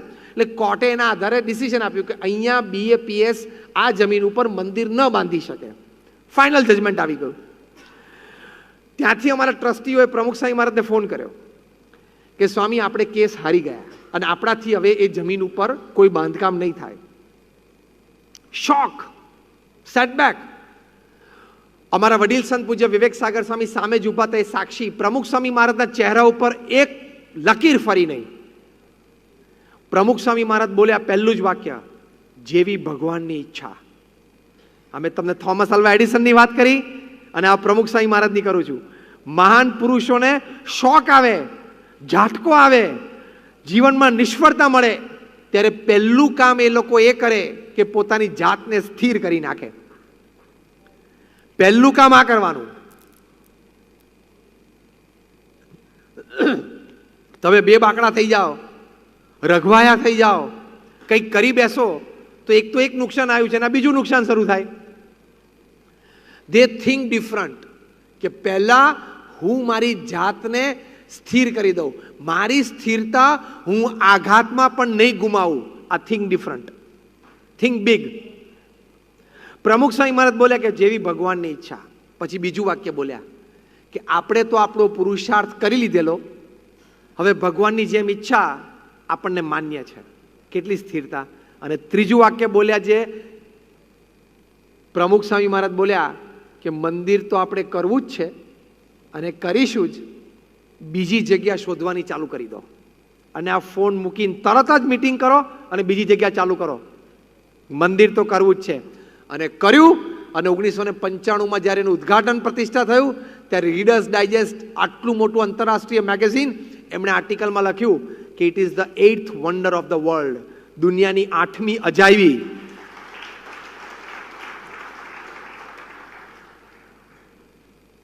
કારણ કે આરસ ને પથ્થર ને બધું યુરોપથી કંડલા આવતું હતું, કારણ કે આપણો આરસ ને પથ્થર ત્યાંનો બરફ સહન ના કરી શકે, ફાટી જાય. ત્યાંથી તમારે લાવવું પડે કંડલા, કંડલાથી રાજસ્થાન જાય, ઘડાય, પાછું કંડલા આવે, પાછું શિપમેન્ટ જાય. અત્યારે આપણે વાત કરીએ છીએ, પણ આજથી આ 35 વર્ષ પહેલા પ્રમુખ સ્વામી મહારાજે મેક ઇન ઇન્ડિયા પ્રોજેક્ટ કરેલો. આ માલ તમારો, raw material Europe, make in India and assembled in London. કહેવાય ને માસ્ટર સ્ટ્રોક. 26,000 પીસીસથી બનેલું છે લંડનનું મંદિર, જીગસો પઝલ જેવું. 2 પીસ પણ બગડ્યા નથી. આ માસ્ટર સ્ટ્રોક કહેવાય. Row material Europe, make in India અને એસેમ્બલ્ડ ઇન લંડન. તો થિંક ડિફરન્ટ. સેટબેક તો આવશે, જીવનમાં આઘાત તો આવશે, પ્રશ્નો તો આવશે, નિષ્ફળતાઓ તો આવશે, પણ એમાં તમે હારી જાઓ, થાકી જાઓ, બેસી જાઓ, પાછા પડી જાઓ, રોવા માંડો, તણાવમાં આવી જાઓ, તો તમે જીવન હારી જશો. કાયમ એમ નહીં વિચારવાનું કે મારી સાથે જ આવું થાય છે. થાય, ઇટ હેપન્સ. જીવનમાં આ વિચાર રાખવાનો, think different. A pat is also necessary and a slap is also necessary. જીવનમાં પ્રશંસા પણ જોઈએ અને શિક્ષા પણ જરૂરી છે. તો એક સારો દિવસ હોય ત્યારે આનંદ કરી લેવાનો, ખરાબ દિવસ આવે ત્યારે કંઈક શીખી લેવાનું, ફરી વખત આવું નહીં કરવાનું. બીજું શું? આટલું જ વિચારવાનું છે. This is called think different. ખરાબ દિવસ આવે ત્યારે રો તો એ રૂટીન થિંકિંગ. ખરાબ દિવસ આવે ત્યારે એમ વિચારો. ઘણા પ્રકારના ડિફરન્ટ વિચારો છે જેમાંથી તમે બહાર આવી શકો. એમાં એક આ વિચાર, ખરાબ દિવસ છે કંઈક શીખી લેશું, ખરાબ દિવસ છે ધીસ ટુ વિલ પાસ, એ પણ એક સરસ વિચાર છે. આ ખરાબ દિવસ પણ એક દિવસ પસાર થઈ જશે અને થઈ જાય છે, તો તમે સ્થિર રહી શકો. તો આ થિંક ડિફરન્ટ કહેવાય. આવી થિંક ડિફરન્સથી તમે સ્થિરતા રાખી શકો, તમે હંમેશા આનંદમાં રહી શકો, અને એ જ આપણા જીવનની મોટી સફળતા છે. કોક તમારું મોઢા ઉપર અપમાન કરે. પ્રમુખ સ્વામી મહારાજનું 1986ની સાલમાં એ વખતના કેબિનેટ મિનિસ્ટર હતા યોગેન્દ્ર મકવાણાએ મોઢે અપમાન કર્યું. 1 કલાક સુધી પ્રમુખ સ્વામીના ખખડાવ્યા, કારણ કે કેબિનેટ મિનિસ્ટર હતા ને એનો પાવર હોય, અને પાછા પ્લાનિંગ કમિશનના મેમ્બર હતા. એને ખખડાવવાનું મુખ્ય કારણ શું હતું કે તમે યુવાન ડોક્ટર અને એન્જિનિયરને સાધુ બનાવો છો, તે ભવિષ્યમાં સમાજમાં ડોક્ટર્સની અને એન્જિનિયર્સની ખોટ આવશે. એટલે છે એને પહેલાં નોકરી કર, છે એને તો કંઈક નોકરી આપ. અત્યારે પણ સમાજમાં 15% ડોક્ટર, એન્જિનિયર, ચાર્ટર્ડ એકાઉન્ટન્ટ બિચારા નવરા ફરે છે. પણ આ વિચારથી હવે એમને કહેવાનો કોઈ અધિકાર નહોતો આ, અને ક્યાં એના દીકરાને સાધુ બનાવેલો, અને આ પ્રવૃત્તિ વિશે કોઈને કહેવાનો અધિકાર જ નથી. ક્યાં આપણે પરાણે કોઈને દીક્ષા આપીએ છીએ? પ્રેમથી લોકો આવે છે. અને અમે દીક્ષા લીધી, બીએપીએસ સંસ્થામાં નિયમ છે 21 વર્ષની ઉંમર પૂરી થાય ત્યાં સુધી દીક્ષા ન લઈ શકે. પછી એનો 3 વર્ષનો બેઝિક ટ્રેનિંગ કોર્સ, પછી એને પહેલી દીક્ષા મળે વ્હાઇટ, પછી 2 વર્ષનો ટ્રેનિંગ કોર્સ, પછી એના ભગવા કપડાં મળે, પછી 2 વર્ષની ટ્રેનિંગ, ને પછી એ બહાર સોસાયટીમાં આવે. ઓર્ગેનાઇઝ સિસ્ટમ છે. અને માતા અને પિતા બંને રજા ફોર્મ એટલે પરમિશન ફોર્મ ઉપર સાઇન કરે તો જ દીક્ષા મળે. કદાચ પિતા સાઇન કરે ને માતા એમ કે મારે મારા દીકરાને રજા નથી આપી, તો પ્રમુખ સ્વામી મહારાજને બીએપીએસ સંસ્થાને દીક્ષા ન આપે. બહુ સિસ્ટમેટિક છે ઓર્ગેનાઇઝેશન, હેફેઝાર્ડ નથી. કોઈક ભાગી ગયો, કોઈક ગુમ થઈ ગયો અને અહીંયા આવીને ભગવા કપડા પહેરલે, બીએપીએસમાં ના ચાલે. ઉત્તર ભારતમાં કોઈક સ્ટેટમાં ટ્રિપલ મર્ડર કરીને આવી ગયો ને ભગવું કપડું પહેરીને બેસી જવું ના થાય. હા, એવું થાય છે.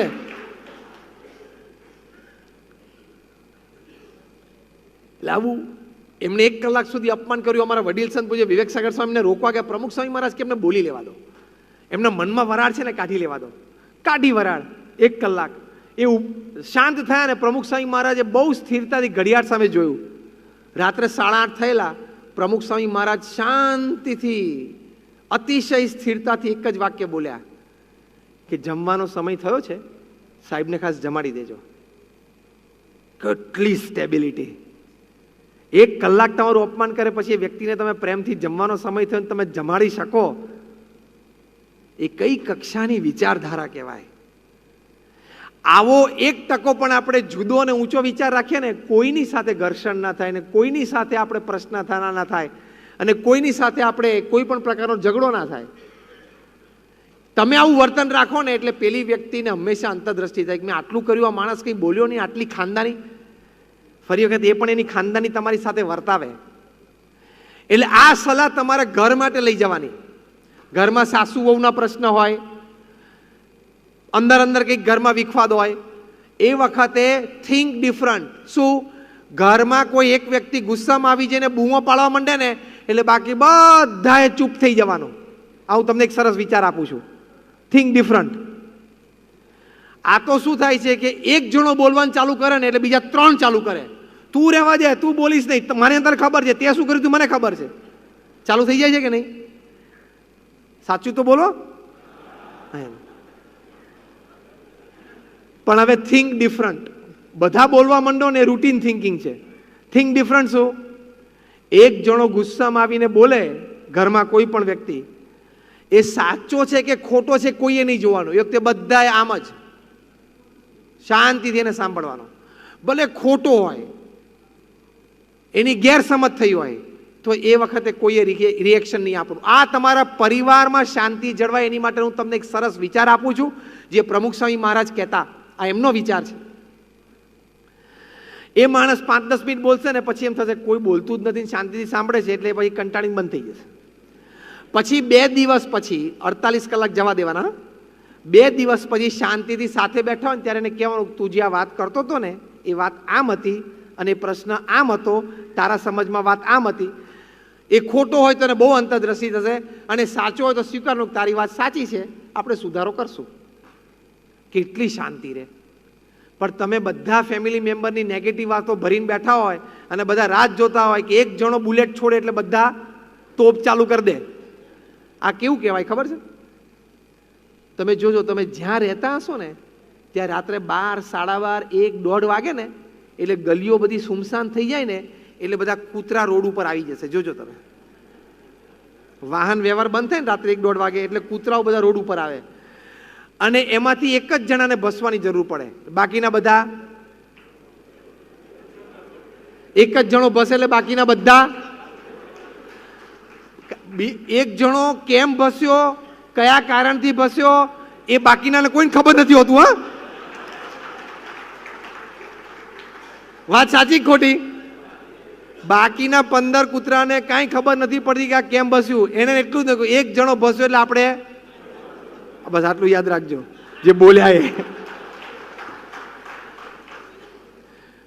પછી એક કૂતરું ક્યાંક દોડશે ને સ્પીડમાં, સામાન્ય દોડતું હશે ને તો કોઈની પાછળ નહીં જાય, પણ જો એ કૂતરું સ્પીડમાં દોડ્યું ને તો બધા કૂતરા એની પાછળ પાછળ દોડશે. કેમ કે આ દોડ્યું ને એટલે ત્યાં કંઈક હશે, તે કંઈ જોયું નથી, તને ખબર નથી, તું શું કામ દોડે છે? એટલે આ માનસિકતા પછી ફ્લેટમાં 10મા માળ સુધી જાય છે દિવસ દરમિયાન. ખબર પડી? આ જે માનસિકતા છે ને રાત્રે 1:30 વાગ્યાની પ્રાણીઓની, એ માનસિકતા ચડતી ચડતી ચડતી સવારે 10 વાગ્યા સુધી તો 10મે માળે ચડી જાય છે, અને મુંબઈ તો 25 ને 50મા માળે ચડી જાય છે. શું કે એક જણો બોલે એટલે બાકી બધાએ બોલવાનું ચાલુ કરી જ દેવાનું. એક જણો થાળી પછાડે એટલે બીજા 2 જણાએ પછાડવાની. તો એ શું થયું? રાત્રે 1:30 વાગ્યાની માનસિકતા સવારે 10 વાગે 10મા માળે પહોંચી. પહેલા માળે તો સવારે 6 વાગે પહોંચી જાય. હા, પહેલા બીજા માળવાળા હોય ને તો સવારે 6 વાગે હોય. What I mean to say is, you think different. If somebody is shouting, do you need to shout? કોકે એક બૂમો પાડવાની ચાલુ કરી તો તમારે શું બૂમો પાડવાની? એને કંઈક ગેરસમજ છે, એ ગુસ્સાના આવેશમાં છે, એને કંઈક ઉદ્વેગ છે, એ કંઈક ઠાલવે છે, તો તમે શાંતિથી એને જજ કરો ને. ભગવાને તમને બુદ્ધિ આપી છે, તમને શાણપણું આપ્યું છે. આને કહેવાય થિંક ડિફરન્ટ. તો તમારા ઘરનું વાતાવરણ બી ડિફરન્ટ, શાંતિથી બધા રહી શકે.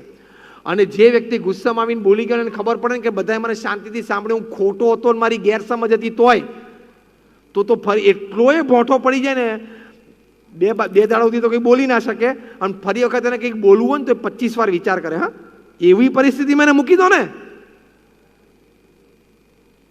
તો એ હકીકત છે આ. તો આવી રીતે આપણે એક થિંક ડિફરન્ટની વાત છે. આવી રીતે સારા અને ઉમદા વિચારો રાખીએ તો આપણે પણ જુદા થઈ શકીએ, આપણે પણ સારી રીતે જીવનમાં કાર્ય કરી શકીએ. અને પછી તમે એકવાર જુદા થઈ જાઓ આવા વિચારોથી, તમે એકવાર ઊંચા થઈ જાઓ આવા વિચારોથી, પછી તો તમે સાકરનો કટકો. આપણે કંઈક 9:20 થવા આવીએ એટલે છેલ્લી 5 મિનિટમાં પૂરું કરીએ કે પછી તમે સાકરનો કટકો. દરેકને તમારા પ્રત્યે લાગણી થશે, દરેકને તમારા પ્રત્યે પ્રેમ થશે, દરેકને તમારી સાથે કામ કરવું ગમશે, દરેકને તમારી સાથે રહેવું ગમશે. અત્યારે અહીંયા એક પણ કીડી દેખાતી નથી, પણ એક સાકરનો કટકો મૂકીએ તો હમણાં અડધો કલાકમાં 25-50 કીડીઓ ભેગી થઈ જાય ને. સમજો એ કીડીઓ જે ભેગી થાય છે સાકરના કટકાના આકારને જોઈને નહીં. It doesn't have a shape. એ સાકરના કટકાના કલરને જોઈને નથી આવતી, કારણ કે સાકરના કટકાને કોઈ કલર નથી હોતો. એ સાકરના કટકાના ફ્રેગ્રન્સને જોઈને નથી આવતી કીડીઓ. સાકરના કટકાને કોઈ સુગંધ નથી, સાકરના કટકાને કોઈ આકાર નથી, કોઈ રંગ નથી અને કોઈ સુગંધ નથી. છતાં કીડીઓ તણાય છે. એનું કારણ શું? કે એની પાસે ગળપણ છે, અને એનાથી એ વિશેષ ગળપણ સિવાય કાંઈ નથી. ગળપણ છે અને ગળપણ સિવાય કાંઈ નથી. આ વાક્ય યાદ રાખજો. એમ તમારું થિંકિંગ જો ડિફરન્ટ, થિંકિંગ જો હાઈ અને થિંકિંગ અન્ય માટે, એ પણ સુખી, હું પણ સુખી થઉં, હું કંઈક મદદરૂપ થઉં, એવી ભાવના અને વિચારોથી તમે જીવશો ને એટલે તમે સાકરના કટકા. પછી તમારી પાસે રૂપ નહીં હોય ને તોય લોકો ખેંચાશે, તમારી પાસે પૈસા નહીં હોય ને તોય લોકો તમારી પાસે કામ કરવા માટે આવશે, તમારી પાસે કોઈ લૌકિક આવડત નહીં હોય ને તોય લોકોને તમારી પાસે બેસવું ઉઠવું ગમશે. કારણ કે પછી તમારા અંતરમાં ગળપણ અને ગળપણ સિવાય કાંઈ નહીં. એટલે શું? સારા અને ઊંચા વિચારો, અને સારા અને ઊંચા વિચારો સિવાય કાંઈ નહીં. એટલે તમે સાકરનો કટકો. ડૉક્ટર એપીજે અબ્દુલ કલામ પ્રમુખ સ્વામી મહારાજને મળ્યા અને એટલા અભિભૂત થઈ ગયા પ્રમુખ સ્વામી મહારાજની આધ્યાત્મિકતાથી. એમણે પ્રમુખ સ્વામી મહારાજ ઉપર પુસ્તક લખ્યું, transcendence. Subtitle my spiritual experiences with Pramukh Swami મહારાજ. પ્રમુખ સ્વામી મહારાજ સાથે મારા આધ્યાત્મિક અનુભવો. એમાં 50મા પાના ઉપર ડૉક્ટર એપીજે અબ્દુલ કલામે લખ્યું કે Pramukh Swami Maharaj has put me in a God synchronous orbit. મને ભગવાનના પરિભ્રમણમાં મૂકી દીધો. બીજું વાક્ય લખ્યું કે he has put me in my final position. It doesn't need any manoeuvres. એની સ્પેસની ભાષામાં લખ્યું છે કે મને ફાઇનલ પોઝિશનમાં મૂકી દીધો છે, હવે મારે એમાંથી કોઈ ફેરફારની જરૂર નથી. એમણે લખ્યું કે પ્રમુખ સ્વામી વોઝ માય અલ્ટિમેટ ટીચર. મારા 2 મોટા શિક્ષકો ડૉક્ટર વિક્રમ સારાભાઈ, એમણે મને ઘણી બધી વાતો શીખવાડી, પણ પ્રમુખ સ્વામી મને શીખવાડ્યું કે કેવી રીતે હું અને મારું એ બે મૂકી અને પછી કામ કરું તો લોકોને કેટલો લાભ થાય ને પોતાને પણ થાય. એ હું પ્રમુખ સ્વામી પાસેથી શીખ્યો. એટલે પ્રમુખ સ્વામી ઇઝ માય અલ્ટિમેટ ટીચર. પહેલી વખત પૃથ્વીમાં ઇતિહાસમાં એવું બન્યું કે એક પ્રેસિડન્ટ એક ધર્મગુરુ માટે પુસ્તક લખે. પહેલી વાર એવું બન્યું આ પૃથ્વી ઉપર કે એક એન્જિનિયર ને એક સાયન્ટિસ્ટ એક 5 ધોરણ ભણેલી વ્યક્તિ માટે અહોભાવથી પુસ્તક લખે.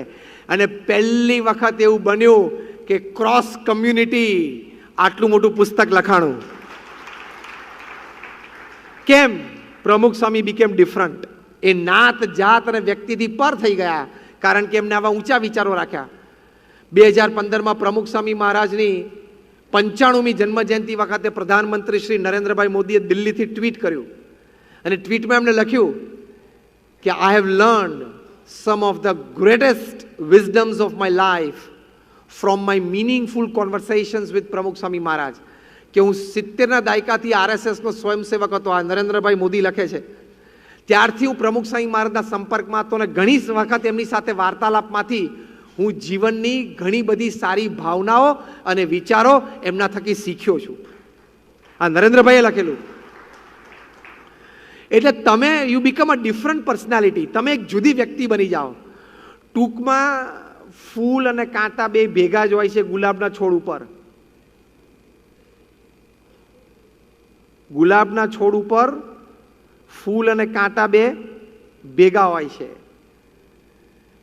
એમ આપણે પણ પૃથ્વી ઉપર આવ્યા છીએ. આપણા પણ અમુક સ્વભાવ પ્રકૃતિઓ છે અને સદગુણો પણ છે. Choice is yours to pluck the flower or the thorn. તમારી ચોઇસ છે કે તમારે ફૂલ લેવું છે, ફૂલ બનવું છે કે કાંટો થઈને જીવવું છે. ચોઇસ આપણી છે. 70-80 વર્ષનું જીવન છે. એમાં કઈ ચોઇસ આપણે મેક કરીએ. Because if you make a good choice, you stand a good chance to create a good change.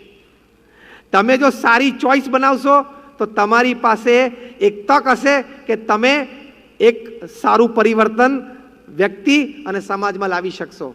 અને one man can make the difference. મહાત્મા ગાંધીએ આટલું મોટું પરિવર્તન લાવી શક્યા. નેલ્સન મંડેલા આટલું મોટું પરિવર્તન લાવી શક્યા. પ્રમુખ સ્વામી મહારાજ સમાજમાં આટલું મોટું પરિવર્તન લાવી શક્યા. એ શક્તિ ભગવાને આપણને બધાને આપી છે. પણ આપણે જ્યાં રૂટીનમાં જીવીએ છીએ ત્યાંથી કંઈક ઊંચા ઉઠીને if you think different you become different. તો આ બધા માટે ખૂબ પ્રાર્થના છે કે આવા વિચારો અને ભાવનાઓ આપણને સર્વેને રહે. અને let us think different to become different. Thank you very much and all my prayers for all of you. જય સ્વામિનારાયણ.